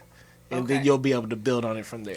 That's very important though, because like when you're raising like a human being, not allowing them to go through each stage, then makes it that they're going to end up being in that in between stage for longer than they need to. Right. So like you'll be a young adult and you still wavering between the two, Right. and you feel like this gravitational pull to be older or be like more mature than what you are, Right. but you didn't really get a chance to obtain or do any of like the childish shit. Right. So you end up falling into like this in between thing and creating more of a hassle and trouble, around the two options without being specifically one of them. You know what I mean? Yeah. So that's important. That's a great way of that's a great way to look at it. Oh, thank you. Do you plan with your wife to just like when it comes to teenagers, like we just gonna have to tag team this? Like some days it's just gonna have to be your kid. That's exactly the plan. Okay, because That's- 7th grade But then girls it's can catch but then fades it's all day. it's woman to woman with Kendra and Sid, and Kendra from a different place, fam. So how much of that are you like? Oh, never mind, I got it. Nah, because we talk about that too. I'm like, nah, it can't be like how you thinking it. Like, never mind. We gonna work this out because My poor mom, she fully was like, no, question everything. And again, I was only going to question so much, but my sisters took shit on one. And so Ariana had questions for everything, but her questions slowly turned into, bro, you got me fucked up. Like, quickly. And then I don't know what it is about mothers, especially my mom. Like, she just had this thing about her. She can't fight for real, can she? Hands Nigga. and feet. It's like, wait, how can you, who are you? And who do you turn into? And then how do you just get back? Just leave people alone. That's all I can come up with. All I could think about, like, once I see my mom, like, go there for real, I was like, oh, yeah, leave her alone. She's sick for real. Like, this don't even add up. Shout out to Dee Dee, though. For sure. Shout out to Coco. Always. That's crazy. I wanna apologize to all the rappers last week. I was a little hard on everybody. It was a little tough. Yeah, I was a little tough. It was a little somebody called Joe was like, I got friends, nigga. tough. Somebody, but I like how you did Ross's voice. Like, no, you know what? Nobody called. However,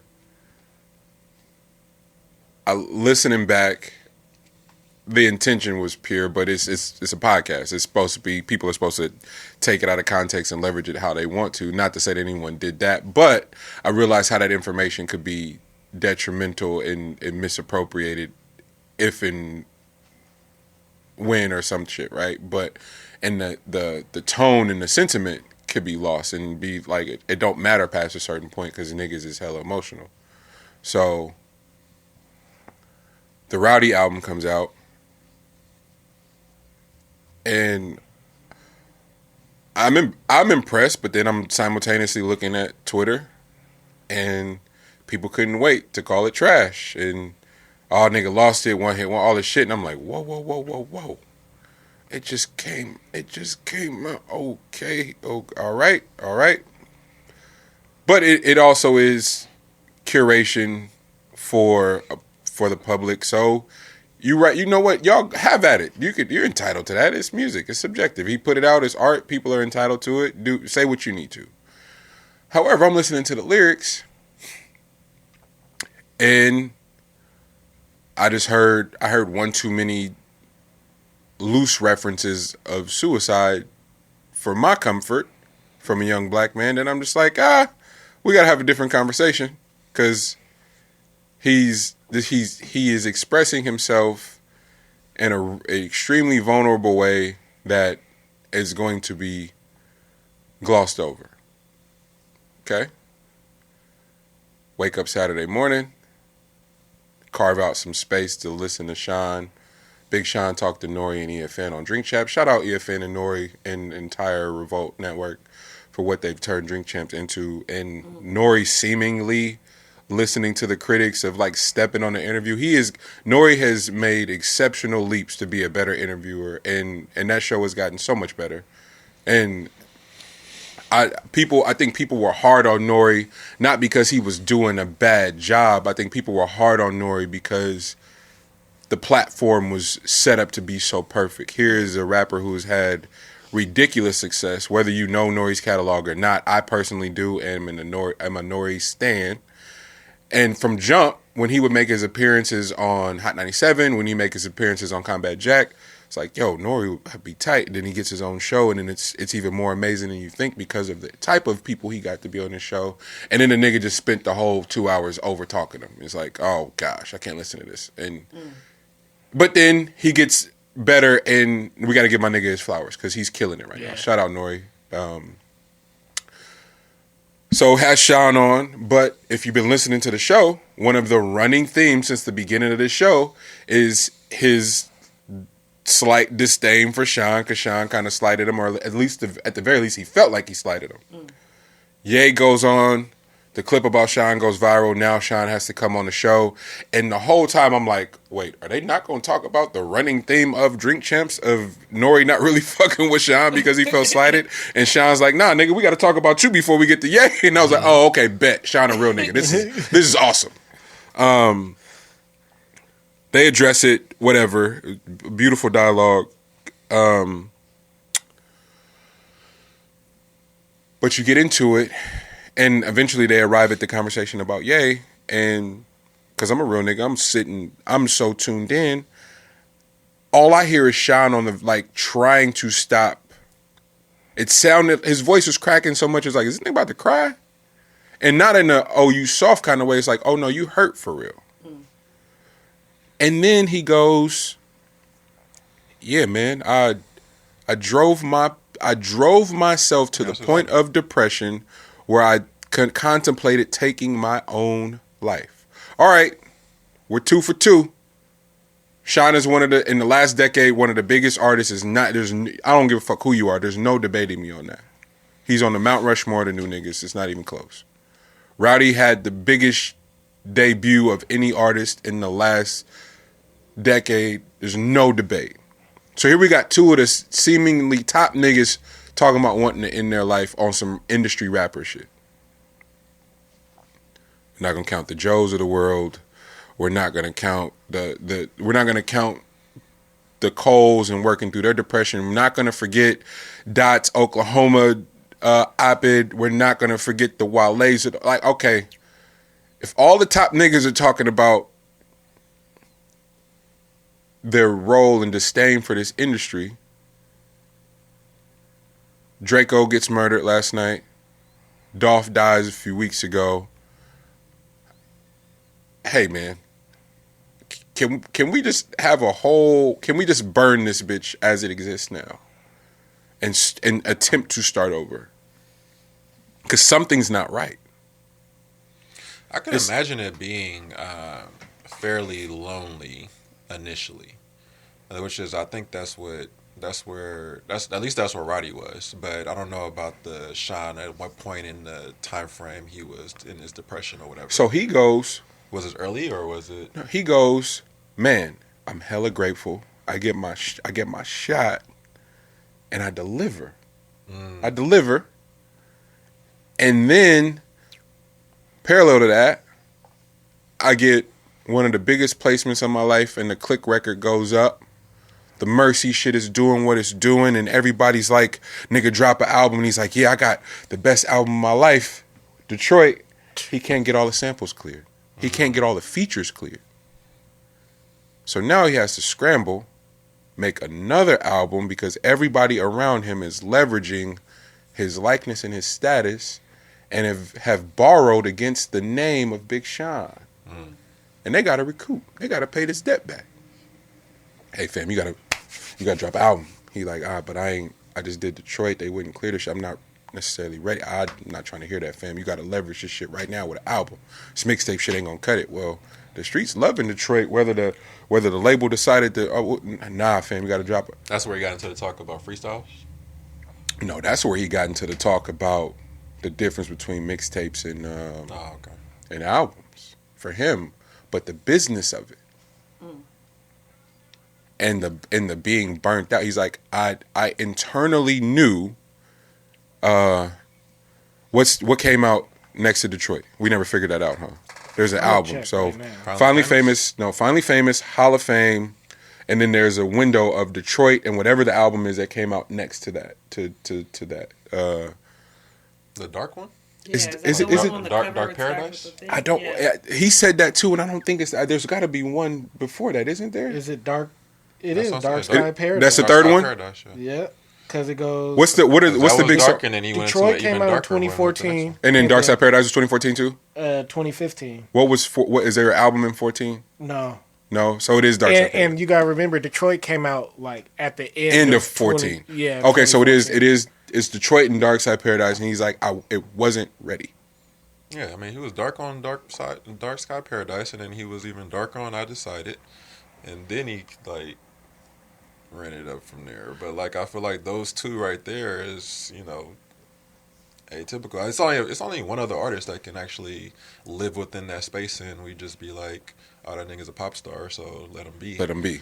And that's The Weeknd. Like, The Weeknd's the only one that gets away with the fact that he's always sad, Right. And like always on drugs, and like everybody just like, well, you're a superstardom, so like you do your artsy fartsy thing over there, and we're not. And people try to think he's happy. No, that nigga's really sad. Well, that's his bag. My main apology is for Drake, because now that we got a little bit more understanding, a little bit more framework around the business, his set list makes complete sense now. Oh, I'm checked out of this. This is just a fulfillment of a contract because I'm learning some shit and I don't like it. I'm generating a few billion. Nah.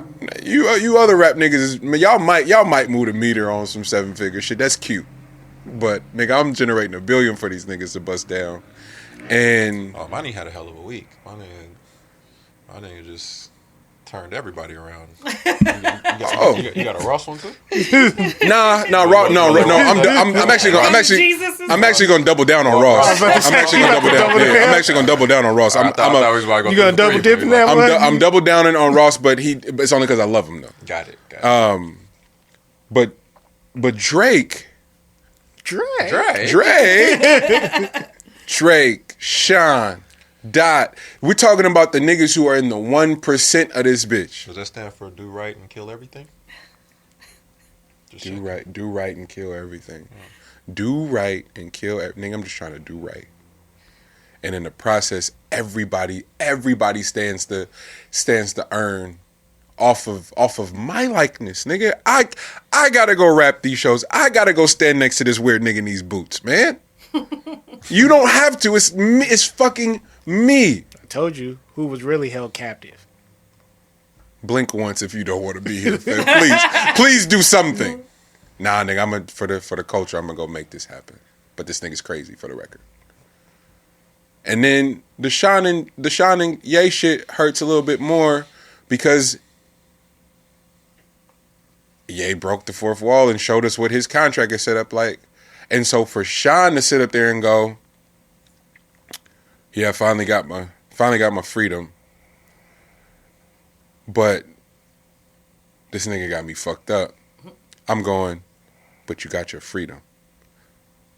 Big Sean can now go be an independent artist or do whatever the fuck he wants to do and go figure it out from here. Guess whose name is sold in perpetuity and just on some business shit, they'll never sell it back to him. Kanye West is a slave for the rest of his life. I don't give a fuck what he got going on. I don't care how many billions he have. Not Ye though. Not Ye. But Kanye West? Yeah. I mean, low key, the comparatively. I mean, you would always want to have Kanye West, of course. But I don't know. His catalog is worth a lot. That's all I'm saying. Yeah, Because I feel you 100%, my G. I get you. I feel you 100%, my G. Yeah, Ye, do whatever. It's for Kanye West to be if we're sold. talking about music ain't worth whatever, nah, there's some catalogs. There's a reason why they buying up these catalogs. So Come on, man. It's worth something. Thank you, G. And that's the point I'm getting to. Somehow, some way, we gotta make it up out this life. so hey, you know what? All lies could lead to a song. I'm looking at it going, wait a minute. All the top niggas are telling us how miserable they are. And then there's this cesspool of children who are doing anything and everything that they can to get to where they think the top is, and the niggas at the top is going, hey, it ain't sweet up here. Please don't do it. Did you listen to Tank's breakdown on Joe Budden show? Yes. That's how we got here. Hey. That's how I got here. This is exactly, Thank you. That's exactly how I arrived here. And then my nigga hit the group chat and go, yo, I went to see Tobe. That shit changed my life. And Sahai got up there and changed it even some. What the fuck are we talking about? Tobe go, hey, the phone ringing off the hook. I'm not fucking with you satanic ass niggas. Y'all could have it. I will gladly nickel and dime my way, me and my wife and my sister, and we'll be a small mom and pop operation as long as we can if we don't have to deal with you devils.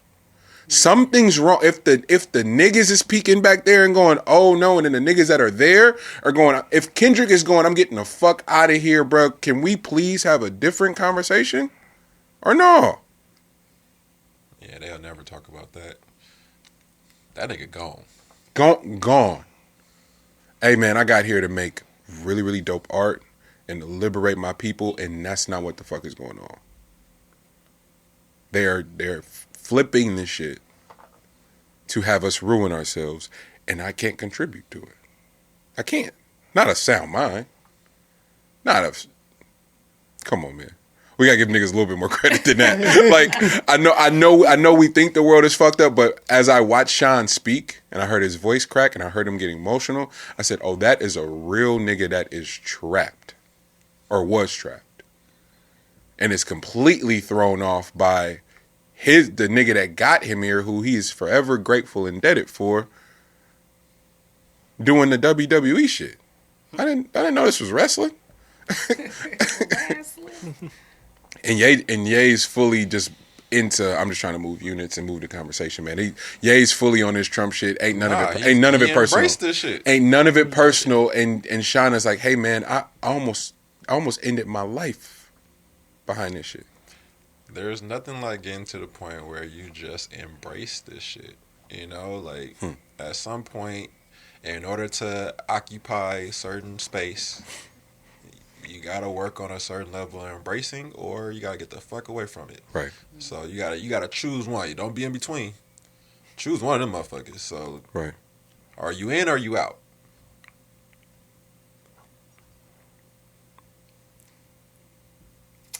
Simple. I think about that often, like the idea of where I would like to get to and what does that spot look like, where it's like I would be able to have a life where what I created could pay for my life and have the freedom to kind of like move around how I want to, but also like I don't have a desire to go like too far. I'm not built to get behind the veil and see and operate. Like I know I would fall apart.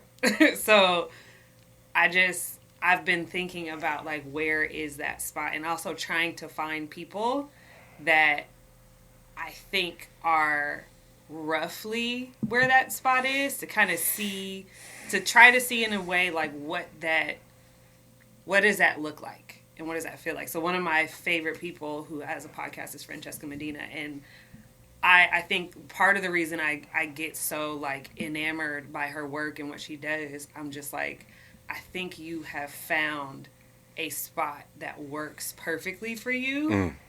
To where she's doing really dope shit. Like she was, she's the one that hosts Insecure's like official podcast, like the rep one. Yeah. She hosts that. I know when they just had their 5th season Insecure, like when they had that concert, you know, her and I think it was Crystal were the hosts for it. So like so she's dope. known by the people who need to know her for her to get the business that she wants to have. Right.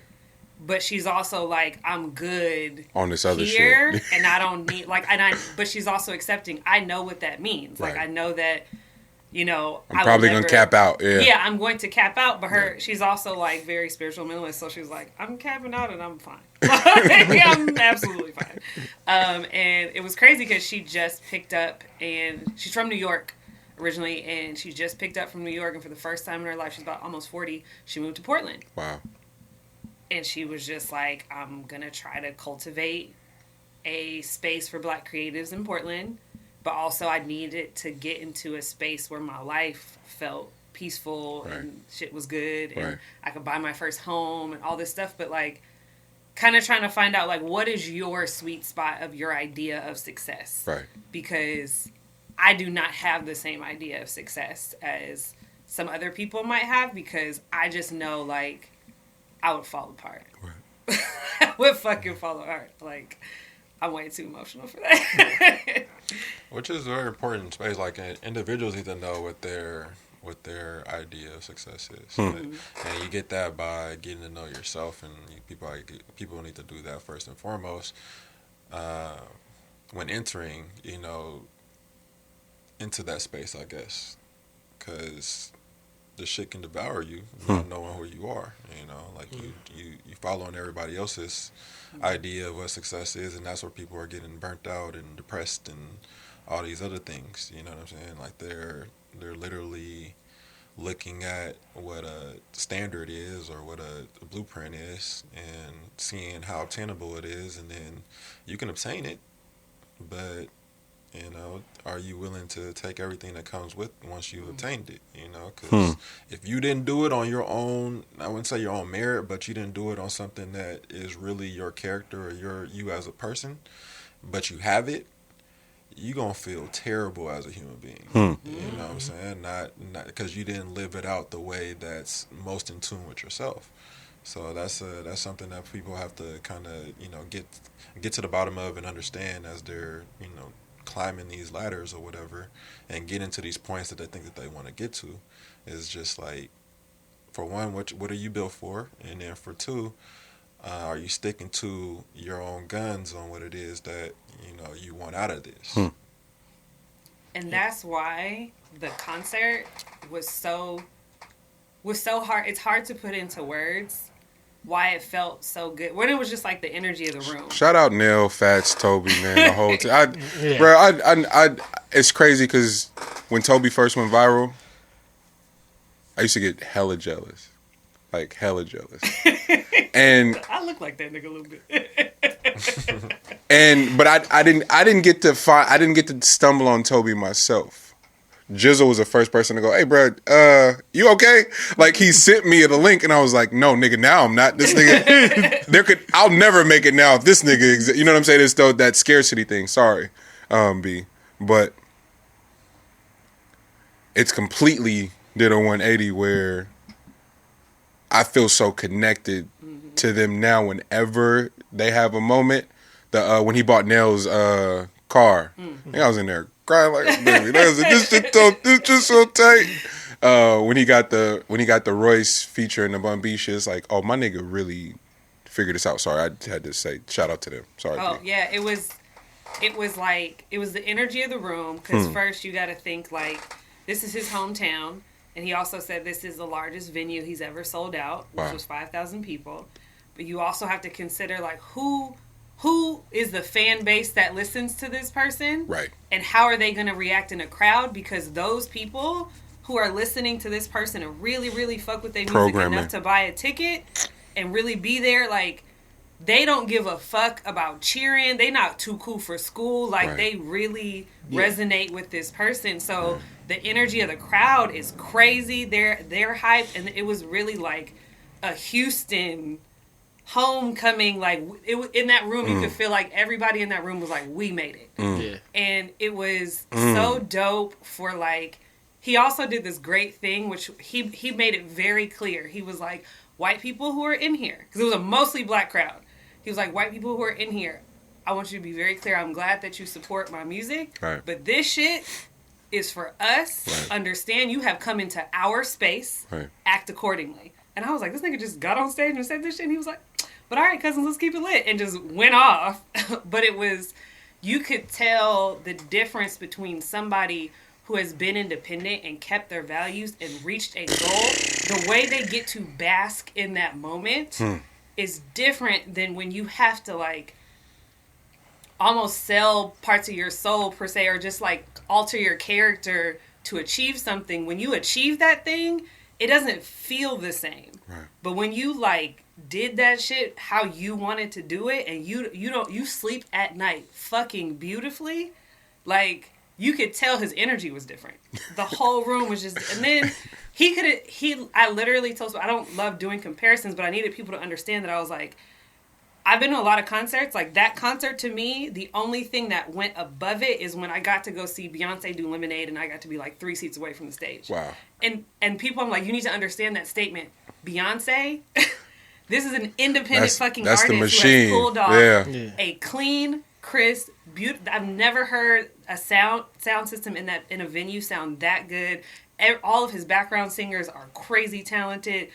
Everybody, and then it's his hometown, so he's like, fuck it, we're doing like 10 extra songs. And then he's got Royce the 5'9", Sci-Hi the Prince, D Smoke, Bun B, Slim Thug, whoever Lil Kiki is, which I guess is like Hey, Little Kiki. Lil Kiki came out. Bruh, you see my face? Did the place almost get burned down? Did he do Southside? Oh my! Oh my God. Was he out there with Yes. Oh shit! If He brought out see Kiki the in room. Houston. So first of all, they have Yo. a song together. So they have a Yeah. song Yeah, feature, so yeah. they do Yep, it. yep. And I'm sitting there with my friend from LA, so I'm asking her, I'm like, do you know who that is? She was like, bitch, I'm really even doing Tobe. And I was like, oh, I'm the reason you're okay.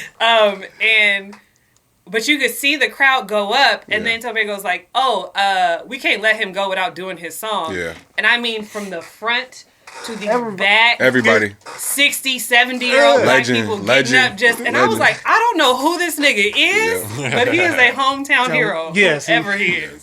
And they lost their fucking mind. And was it Killer Chiron or something like that? Killy on, yeah. Oh, that guy. And Yep. then there was just so many features that I was like... He brought out all of Houston. That's created, amazing. like, the most beautiful fucking concert that could have been absolutely phenomenal with no features, and Right. just what he chose Right. was perfect. And I mean, yeah, they lost their fucking mind. That's amazing. So Meg didn't come outside then. Nah, Yeah, Meg ain't that's coming what I thought. outside. That's Meg what I is thought. still getting consistent. She ain't gotta. That's You heard? Meg not coming out the house. Meg for about that. to tell stories on Netflix. You feel me?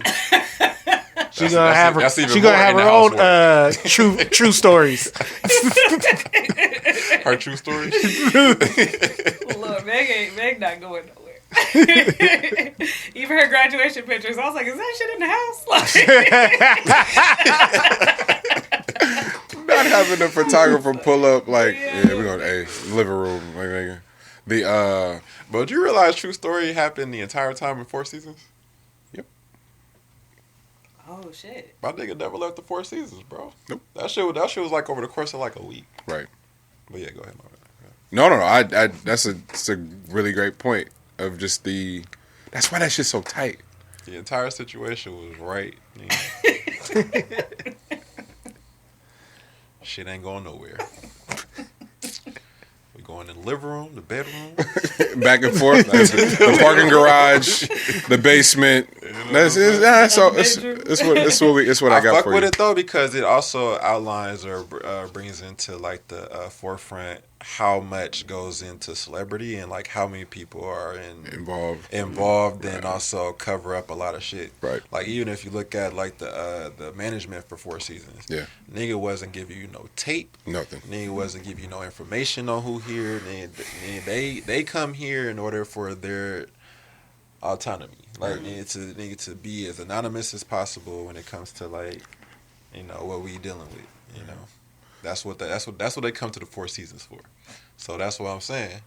That nigga caught a body at the Four Seasons, bro. Right. And we'll never know. We don't know which one. They ain't just say it's a Body in the furnace and everything. That's it. The Four Seasons got hella play after that. What? It's like we can. A few Hold people on, can you die. gotta get rid of bodies yeah. too? How much that cost? We was going to the Trump Tower. Bro, that room is only for catching bodies. Right. You don't get a suite here unless you need to Kill somebody. You know, you gotta off some folks. You know what I'm saying? Some different type of conversations going on in these things. You come in here and you instantly have a drop of service. I'm about to say, why do you think there's plastic on all these floors? Exactly. Uh, We got special cleaning servers, special. Man, the way that she was like, "Oh, we're about to clean the other room," and he was like, "Okay." I was like, "That's probably like, nigga." That's all a part of this full package. Right. That's why this shit is $35 a night.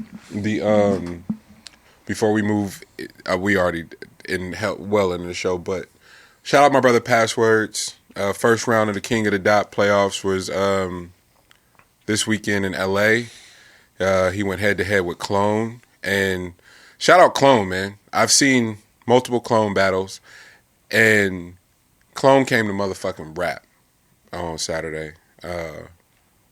A beautiful. Can you explain what this is? Battle rap. Okay. I was gonna say, would you into that? I didn't mean to step on, but would you do a King of the Court today? King of the Court? Yeah, Like who? yeah. Absolutely not. You kidding me? Do I get time? I get time to get in shape? Nah, If niggas said come downstairs right now, Just no. throw you the basketball. Like this gonna say, nigga, January 1st, nigga, everybody meet up at such and such. January 1. What's today? The 19. Maybe. If we got the text today, I'm the way my competitive thing has been triggering again. Yeah. Like I haven't been able to access it in You years. could switch your mind over real quick. Be like, okay, that's enough. That's enough. The time. thing, the fucked up thing was, bro. Like once hoop was over, I pivoted away from it so heavy. Mm-hmm. That thing that was protecting me, I lost. So it wasn't even I hated to lose thing. It was this personal like, oh, this nigga's not beating me. Like it's I don't give a fuck what you got going on, but if I don't give a fuck what he got going on, I know me, he ain't nah. And then it was gone. So then it was like, yo, Monty, come hoop. And I tried to go do pickup games a few times. I was like, y'all niggas just be hooping and just be hoop. It's like, ooh, I don't know if I got that, shorty. Like, I tried for sure. Like, I tried to do the like pickup leagues and stuff. I was like, yeah, I don't really care for this at all. Like, not even a little bit. That's when I realized, man. Like when I broke my back and like I couldn't get the full throttle out of shit for like long periods of time. I'm like, nigga, what the fuck? You just be playing basketball? That's bro. why, bro. I was so thoroughly, hell? and nigga, I mean, and it was just at the pickup joint. Like y'all just get together and like, nigga, I got such and such, you got such and such. Roll the ball out. because you remember, like summer when we get together in the summer, that was all for us to get better. So we would have days where like, what you working on today? It's like, oh, nigga, L would sick. He's like, nigga, I'm gonna do all bank shots today. I'm like, well, I'm gonna go. I'm only if I finish, I'm only gonna finish with left. Like we would do shit like that. There'd be challenges inside the pickup because we were getting ready for season. Now that that's gone, my nigga, I'm sorry. I'm not meeting you at the local gym just to go hoop and then go home. See y'all next week? Absolutely not.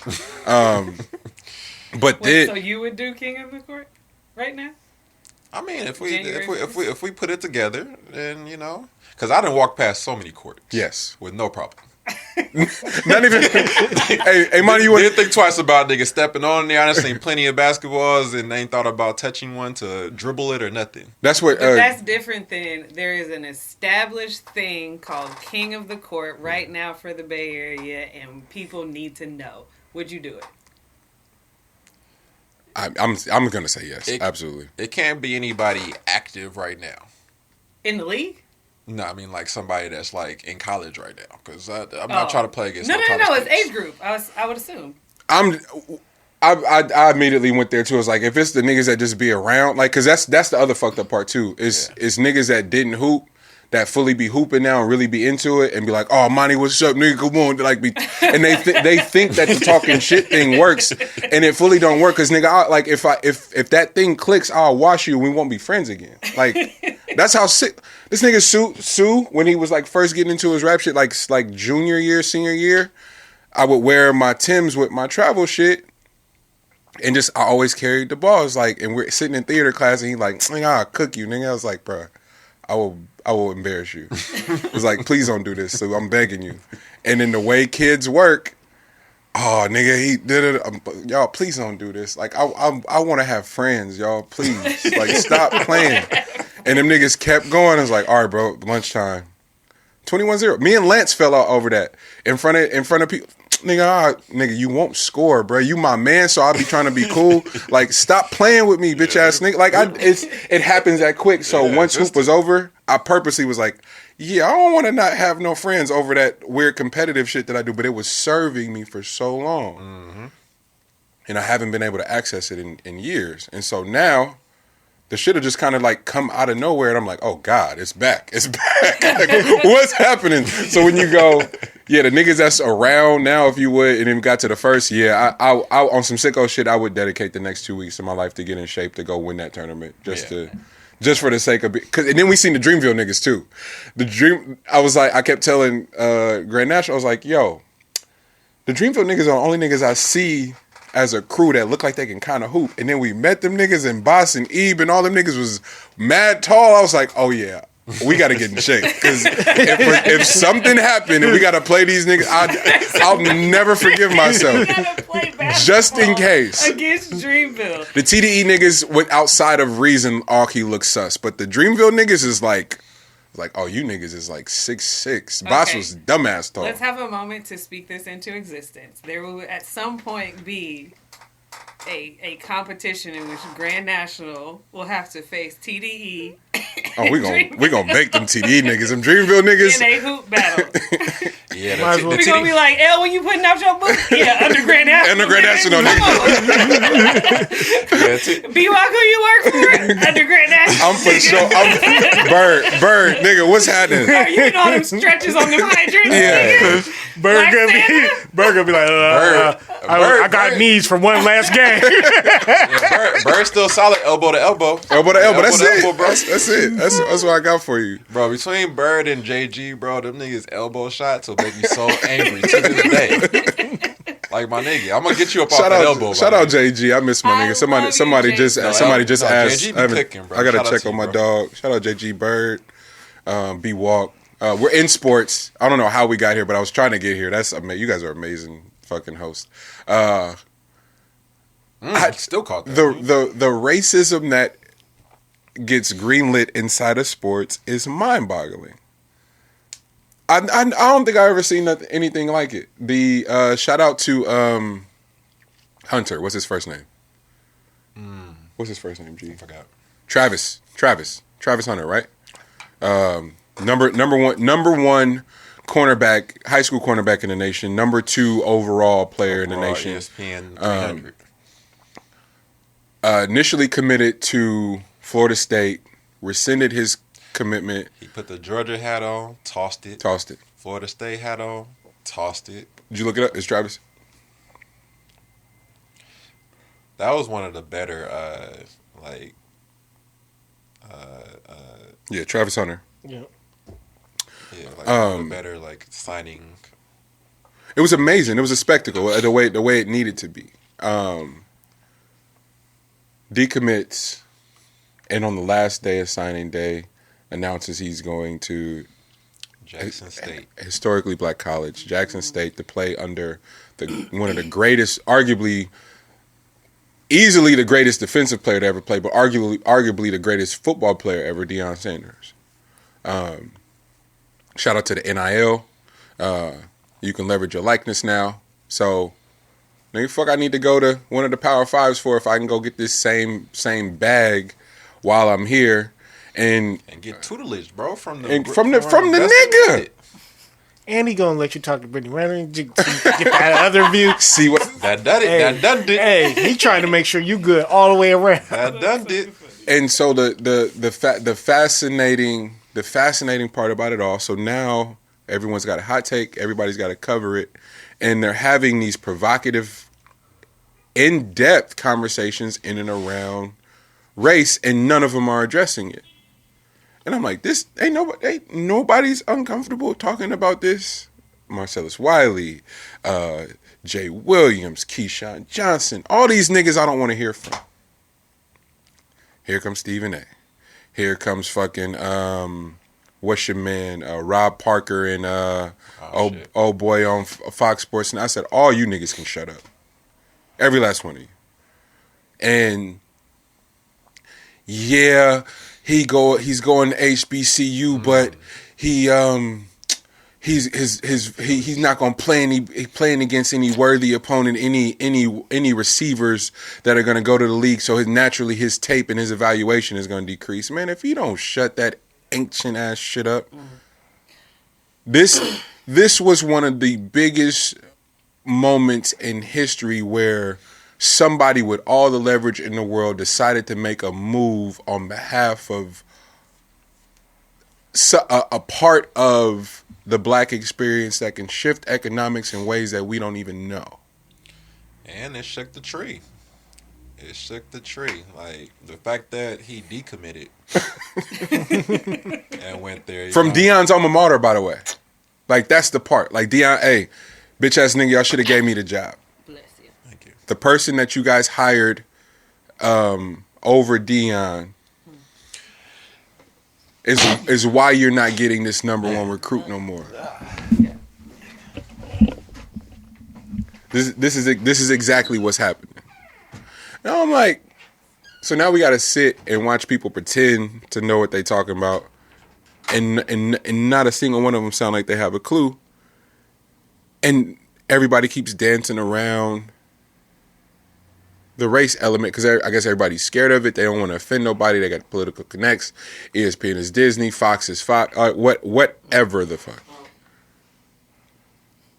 And so it's one of those things that just continuously leave such a sour taste in and around sports, media, journalism, storytelling as a whole, representation. Like, we talking about that at coffee this morning. It's like, your value as a filmmaker in the vastness from fictional series to documentaries to scripted series to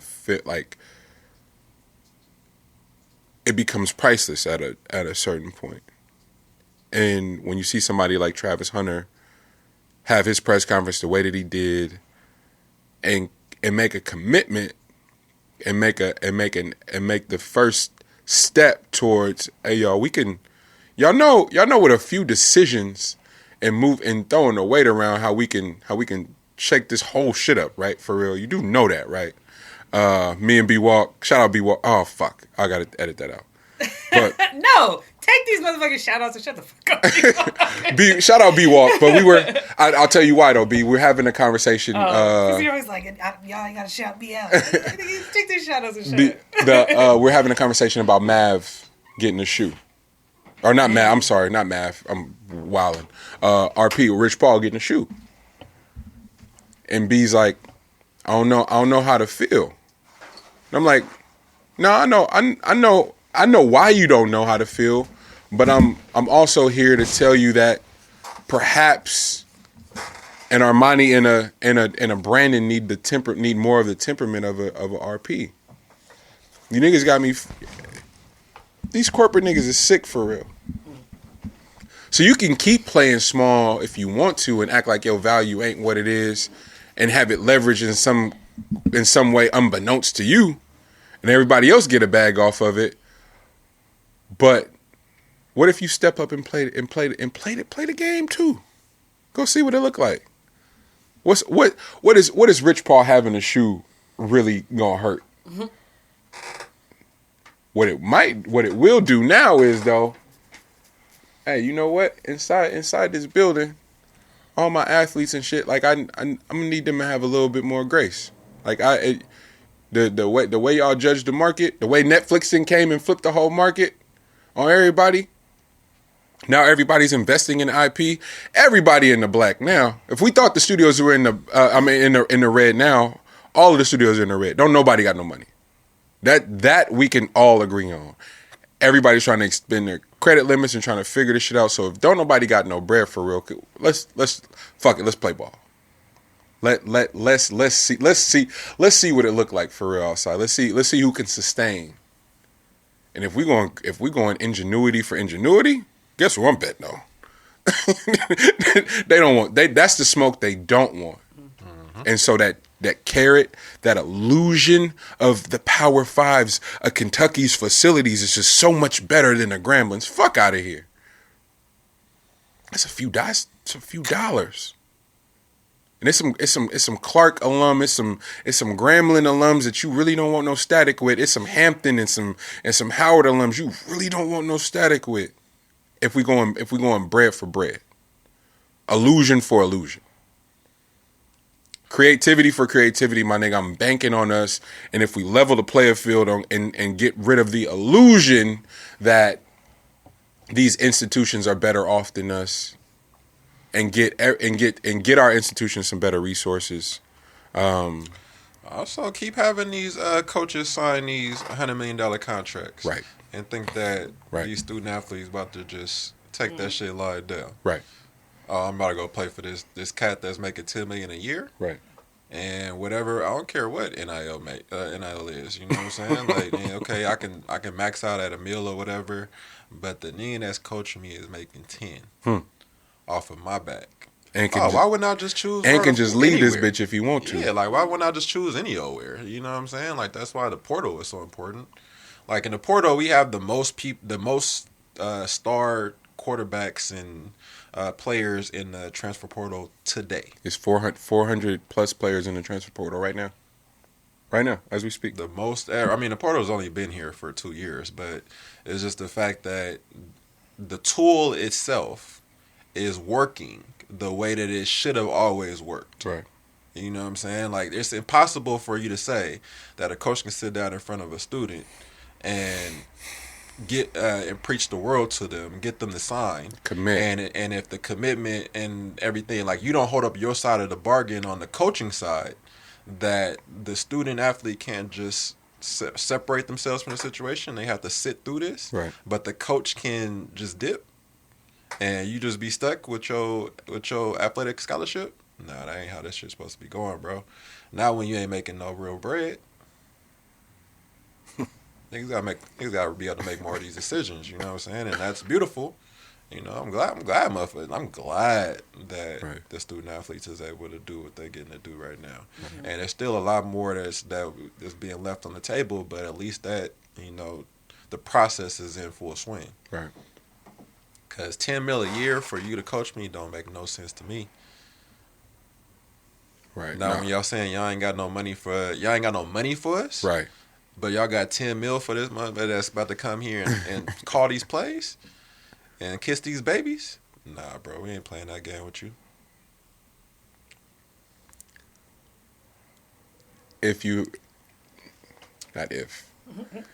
No, fuck that. If just so happen, not wishing this on you, don't think I am, but you just so happen to run into some baby mama issues. Are you letting? I'm not. I promise you, I'm not. I promise you, I'm wishing you a healthy, prosperous, co-parenting situation, no matter what it is. Thank you, man. You know, we preface everything else, man. It's like, hey, man. Put the disclaimer. I owe a couple of bitches a baby. I'm just gonna put it out there. You know. You put some of them packs in play. I mean. If we go and buy, you got some pregnancy packs out there? Let me stop playing. Teen got a pistol this week. So I'm not fucking with her no more. But what if they said they just needed, you know? That's what I'm saying. I feel like I should be able to fulfill that. You ain't gotta play no other role but provided because that's it. Body's not gonna do that though. Because to this day, there hasn't been the option that you are, and it's not that I'm trying to have you or nothing like that. I just want to make sure that my lineage is some semblance of what it is that you provide. I just want your lineage to live on, King. You got me. I got you. I'm on my way. You got me. I'm on my way. You got me. Now, you speaking my language. Yeah, you talk to me real. You talk to me real. You speaking like an enterprise queen. You got me. Trying to take over the world. Where the fuck was I going? Oh yeah. So in case shit goes left, you need a judge to preside over it. I feel like real niggas gotta win. They can call Judge Steve Harvey to preside over whatever we need out here. I feel like that's what I felt like. feel like if anybody gonna understand the troubles I've seen, Uncle Steve is gonna be like, "Hey, fam, check this out." It depends on what angle you coming from. Damn. You know Steve did think like a man, He bro. did. He regretted. He regret. That's why he a judge now. You know what I'm saying? He gonna make up for that shit. It definitely depend on the angle, but yes, this is must see, bro. This is I am here. Like I wasn't so on the Jerry Springer shit. Like that's a no go. I'm not trying to hear shit that Jerry got to say. But the Steve on prime time as a judge, bro. What Steve did? You just gave my nigga a robe. What Steve did to be a judge, y'all? What he did? What he do? No, for real. He didn't have to do no background. He didn't do no background check. A robe and a gavel. Hey. And an internet class. You know, they just sent the link to him. Yeah, I got to finish this. I'm gonna need you to learn lingo, Steve. Like, you know what I'm saying? But like, you I'm know saying that robe gonna be fresh. Every show's gonna be different robes. He can't just come out here. You know what I always you thought know about? he come from behind the podium. But how do you like? How do y'all be down there feel? about a bailiff? He gonna kick something over too. How y'all feel though when it's like, yo, we make this person an honorary graduate? Nigga, you could just hand out the degree. Like that's an I option. never fully understood why. It's a lot of I would Harvard value ones. that. Like if somebody was like, "Oh, you could be an honorary Harvard," I'd be like, "I don't really. What is that doing for me?" Unless that somehow on the low we don't know that lets you into some secret shit that That's we what don't it know. does. I think it still works on your resume. Right there. Like you don't have to always put honorary. Yeah, I'm about to say I wouldn't put. Yeah, you don't have to put honorary. I got But- a Harvard graduate. How that nigga? If you can be an honorary Where you graduated for Harvard? Assistant to the regional. Dwight, Hey, if you can be an honorary graduate, nigga, and an honorary judge and preside over cases, nigga, what? Come on, we gonna make everything. I don't know what you want from me at that I'm point. guessing G. it's like he can do civil cases. Oh, okay. Right, Okay. he can't just like Oh, yeah, somebody no, can't for be in sure. there and be like, that Okay. man. No, for sure. It's just civil gonna be court, like what okay. Money was talking it's about. It's gonna probably be just some baby everything. mama What situations. under? What is the $5,000 or $2,000 Yeah. range or whatever? Oh, that ain't no. Yeah, like it's gonna be mainly like some roommate situations. Yeah. It's gonna be must see Some TV. tattered clothes that was under $1,000. It was it's gonna be some PlayStation little, 5 went missing. Yeah, like the whole I got this PlayStation 5, but now we broke up, so I feel like the PlayStation 5 should come with me. Those type of cases, Be you hella know. petty, knowing you're not about to use that shit. I just don't want him to have it, Steve. Hey, can you pass a PlayStation 5 down? Like, can you pass it to like your next? To your new nigga? Yeah, like can you take that from your old nigga and give it to your new nigga? But the As long login, as you but his login is saved. It's, nah, His you creative just gotta player in erase that, though? everything. He got the digital joint, so his creative player still on the and hard drive. he purposely have a bad season on your name, so your partners is on there roasting you. A weak ass nigga. He like, bro, I don't even play anymore. What are you talking about? Oh, You can't give it to like your main. oh, it's got. Oh, You feel like Oh, it's there's- be you a sicko? There's That's because she's stipulations? right. She's absolutely right. You don't give it to your You your can't new give- main. Yeah, It's you the can't give it to your new main. You could give it to one of your sides. And then it's even like cause So then you gotta So you go buy a new PS5 for the main. wait y'all said different questions. it confused her. She's like, wait. Oh well. Oh, that is awesome. Wait, what did you say? I said, so you buy a new PS5 for the main. I mean, I feel like once you buy a nigga's PS5, you never buy another nigga a PS5. I just feel like I'm probably not about to fuck with a nigga that I gotta buy another PS5 for. Like, if you're not about to boss up, what is you doing? And that's from like the same level or above. Like my nigga don't even play games. That's how petty you went with it. Like my nigga ain't playing games since he was in. bitch ass nigga. Oh, nigga. But I mean, and then you get equity if you give a side nigga the PS5, because then they go like, oh shit, like Oh, I'm not gonna give this D to nobody now. and This they like, oh my god, I'm gonna keep my D in my pants. I got a PS5. You just like, how about that with some other nigga? But like, and then they on some I owe you shit, and and then you kind of slide for a couple This months. nigga sound like Nas owe you. Grace. That's crazy. With the fact we let Nas and Grace. Genuine get away with owe me back, like that. I'm still mad about that shit. Say what's your right. No, stop. Think you in the middle of a whole beef right now talking about Hey. owe me back. Like Andy you owe said your that tax. she can wear his eyes. Yeah, you can wear my eyes. Right. Yeah, you sicko. That lets you know how sick Nas is, though. Exactly. Y'all Like, that nigga said what? Genuine. Get on here. y'all got shit before we get out of here? Just to dive in a little bit further on, what was it? Yeah, no, you got it.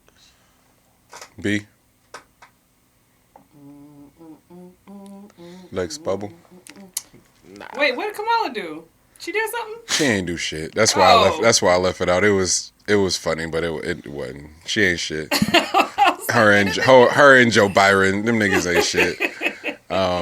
But I did, before we do go, I had somebody that listens to the show goes, yo, I hella appreciate y'all faith conversations. And I don't know, like, because I don't subscribe to be hella religious and all that shit. But I do think that's hella important. And he was like, yeah, man, you like tried to meditate, tried to pray, and it ain't that easy. It's like, oh, got it. And then specifically you're talking about therapy too, G, last week. And I was like, okay. I appreciate even more the our role and how it's being carved out. Like this space, this whatever this Meet the Brave space is becoming, but specifically around the knowing how to pray.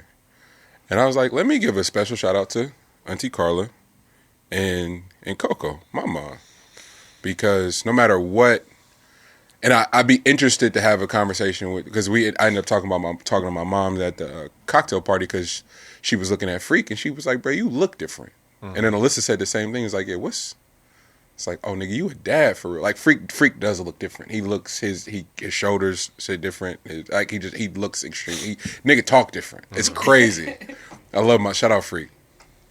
And I was like, I was telling moms, was like, yeah, bro, we think about it all the time. It's like, by the time y'all were, from my dad's perspective, by the time my dad was my age, he had 4 kids, but y'all still would be at Ronnie Baker House, all 15 of us or wherever, however many kids was, that y'all put us outside, make sure we got plenty of food, and then y'all in there turning up doing whatever y'all doing. But the party never stopped. That never was our parents aren't from the eras like you have kids and your life is over shit. It was like, nah, they niggas was lit. They was turning up still.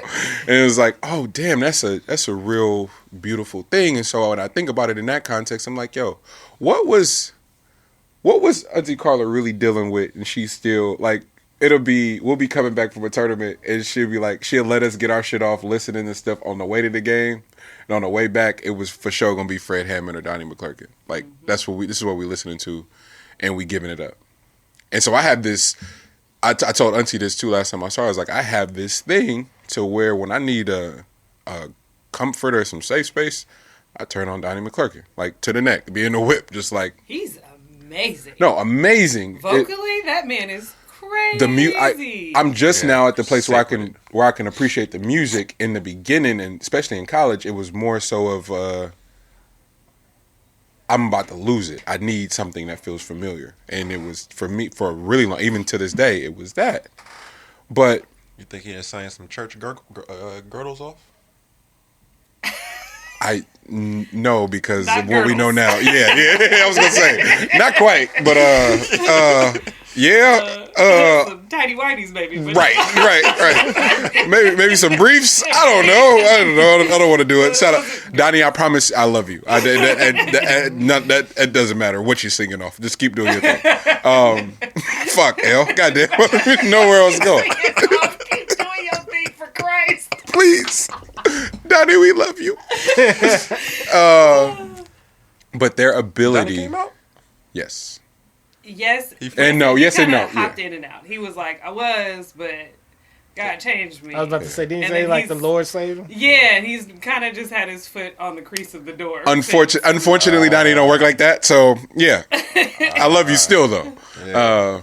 He don't get like the grace on like the guy's side because like once you cross over, you over there. Ain't no back and forth, my man.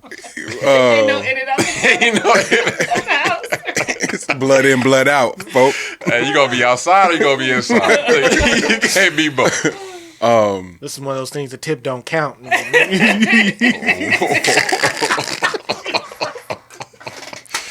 Something about the name G. Hey, whether you the top. This is ridiculous. Okay, I'm not about to let y'all do this. This is crazy, Whether you the top or the bottom, you in. sir. Literally, huh? Full strength. Yeah, That's how that works. Either way, you in. Damn. I didn't think about it like that. Yeah, you know. Either way. Either way. Either way. All you hear is Jesus playing. I'm in it. And I can't get out. Bro, I blame you. I blame you. No. Should be mad civil and then you show up and these niggas want to do this. I'll take the blame for It that got one. started. That was these niggas. What is Your friend happening is right like, now? I love your talk about spirituality. It's like, never mind. Never mind. Yeah. Yep. Oh my god. Great is our faithfulness. Forever. Wow. This I promise you this was That shit headed went to off a the rails, this was man. headed to a great space. This was headed to an absolute great space. And the sick part is it's not hella overt, so it's like you gotta kinda really know. Yeah, you gotta read it. But what I was attempting to unpack, yeah, Jesus. Yeah. The thing is, I know anytime L kind of opens the door a little bit, Lex is going to be there like, Hey, nigga. like, Wait, L, I'm coming with you. Hey, Lex is ready whenever, bro. Hey, what's up? Taking it there. We mean there. Yeah, you mean we're going there. Car running. Hop on in, buddy. Hey, just say I'm Soldier Boy. Shot that nigga. But this is, but it's fucked up. But it's a perfect sort of analogy for it, though. The ability to pray in the midst of chaos. Like, for the life of me now, with the context of an adult and the things that we are faced with, I don't know how they did it. But one thing that was always consistent, no matter what, is my auntie knew how to pray. And she taught me. My mother taught me how. And this isn't a faith proclamation, but it is at the same time. That's how I'm choosing to live and lead my life. So we started with the check-in. I got my shit taken, but I also subscribe and completely have handed my life over to my Lord and Savior and am choosing to give it up that way. These niggas that's on demon times, I'm going to match your energy, so it's fuck you and the Satan you serve all day long. But at the same time, I'm choosing to live and serve. And Smokey, I'm going to pray for you too, though. It's pretty simple, but the calming of the mind and everything around you, it no matter what could be going on, the ability to slow down, count your breaths, and count your gratitude is the thing above all that seems to be the most consistent and the most deadly weapon could have, because it's crazy how these things show up and how agents of Satan think they gonna throw you off your square. It's like, nigga, I pray every day. The fuck are you talking about? You can't break me. It might work somewhere. I get it. I know how fragile people can be. You got it. That's not the type of time we on. Seen all kind of shit. And so those who may be suffering and may be experiencing heartbreaks and setbacks, hardships and hurdles and shit, I bullshit you not. What faith and prayer can do for you, and I'm not talking about the commercialized like surface level shit. I mean slowing the fuck down, taking inventory of everything and everyone around you, counting your gratitude, and if you can't, in spaces of service is where niggas get exposed the most, because it don't the exchange and the gain and the value of it don't always look like you think it's supposed to look. It hardly ever looks like money. It hardly ever looks like the ascension of status and all that. It don't look like none of that. But favor hit way different. So you can have a loss, like I experienced, and God continue to compete, open doors. But you got to be able to move forward. And the only thing that, for me, that I was able to do that was prayer. So shout out to my bro that reached out. Quiddy. Shout out to Quiddy. But it's as simple as just learning and knowing how to pray, and not playing with it. Like, and so that means showing up on that type of time, no matter what you're faced with, because there's gonna be all kind of things in front of you that are gonna try to deter you, change you, convince you of otherwise. You spoke about Tobe. I love how Tobe shows up in the face of whatever the fuck, this satanic ass energy that looms around the music industry, and it's like, yeah, man, I'm a husband and a father before anything, nigga. You not, and I'll match your energy all day long, but I'm choosing to lead with love first. I'm choosing to lead with faith before anything. Before anything, and part of that is me knowing that no matter what, I got to get back to those that love me. To those that I'm in business with, and we've made a commitment to shifting the conversation around our safe spaces, that we have few that we have so few of, but the ones that we do have are so dynamic and have added so much value to our community. And I'm more than anything, I'm just proud to be a part of something that's so much greater than me, and it seems to be having this priceless impact on our immediate community. That's not even speaking to the people that are here just because of B, that are here just because of L, that are here just because of you. Dog, when you join on the mic, how the numbers spiked in the Pacific Northwest, Lex, or you can see the shit, like by the date when you join the show. So now we're doing this blending of community where it's like, all right, bro, we own to something, and we got to continue to nurture it the way Tobe did. And so these people are invested in the way in everything we go through, the setbacks, but the gains too. And that knowing how to pray thing hit me, because it's just something. You know, we do family dinners or something, like, man, Monty, pray, and it's like, why I gotta pray? It's like, you know how to pray. I'm like, don't everybody know how to pray? It's like, no, bro, everybody don't know how to pray. For the group.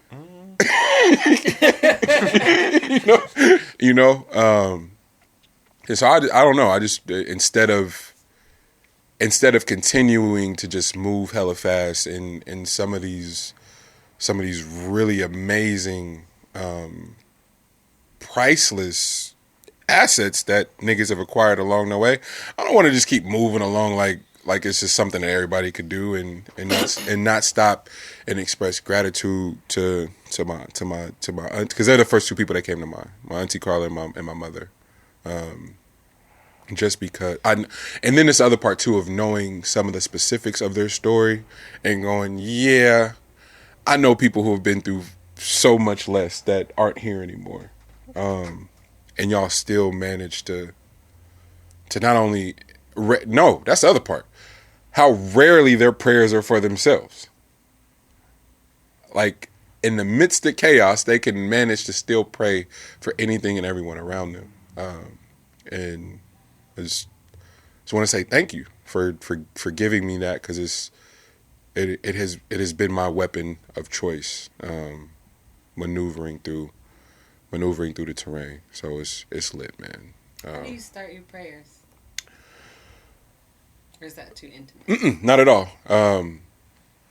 a really, really deep breath, like an intentional, and shout out to Kate too, singing lessons and making sure I know how to breathe. I was breathing wrong for so long, like breathing from my chest and not from my diaphragm. Like I didn't even know that was a thing. I should have, because of Ant too. It was a thing that Ant used to get us to do. Our trainer, Anthony Eggleton, would have us engage our chakras, but he purposely wouldn't use that language when we were that young because there's a lot to kind of throw at kids who were first time experiencing that. But once I got into singing lessons, we were like, oh, so our trainer used to have us do that. Like, why you just ain't say that? Like that type of thing. But that's how I start prayer. And Heavenly Father from there. And then just whatever the space calls for. But it is Heavenly Father. Deep breath, Heavenly Father first. And expressing just sheer, like the most genuine gratitude for another opportunity to be mindful, to slow down and to have a real conversation. That's like a real check-in. And that's why the check-in is so important with y'all, because you can get wrapped up in the shit and kind of go, yeah, we do the pod every Sunday. And it's like, no, nigga, we do a pod every Sunday where I get to talk to my niggas and learn something, and then y'all springboard me into the week. And then as a residual effect, it touch a community of folks that sometimes you see them, sometimes you don't, sometimes you interact with them, sometimes you don't. And it'll be something so just in our routine audit of talking to one another, it'll come out, and then somebody will hit me on Thursday. Like, bruh, that shit L was talking about, nigga, that shit fucked around, saved my... Whoa. It did what? Saved your life. Another shout out to Spesh. Sorry, that's one thing I forgot about. Love you, Spesh. I was watching her Twitch show, and she keeps a... I love you, Spesh. I know you're going to be watching this as soon as, or listening tomorrow. She keeps an art journal. Mm. And 2 weeks ago, she had put in there something that Elle had said. I think it was, you'll find confidence in your truth. And I was watching the Twitch show, and I hadn't been able to watch for a while because when I'm out there, the time difference, all the things. And she was like, "Oh my God, you're on!" She was like, "Let me show you what I was doing." And she was just so excited about, and she was like, it just meant so much, and it was so valuable. So I was like, "Dang, like, all right, y'all, like, we really doing some shit." Like, but and for context, how I know. You knew B before, but how I personally met B was through Spesh's podcast meetups. Like you hadn't started the show, yeah. And Spesh, she's a oracle in that way, where she's like, yo, you need to rap with such and such and just meet, like, just make it make sense, and then as a byproduct, learn more about you through family circuits, and then got acquainted with the show on my own. It was like, God damn, this is awesome. And exactly the addition for the pod we've been looking for, and could have never envisioned it being what for me feels like the most perfect fit and alignment and shit like that, and in terms of just trying to scale and really and have the type of impact we've talked about, at least, So yeah, man, shout out Spesh. I love her. Shout out Spesh. Take all this love right now. Right, seeing sounds every Wednesday at 7. Yes. Oh, yeah.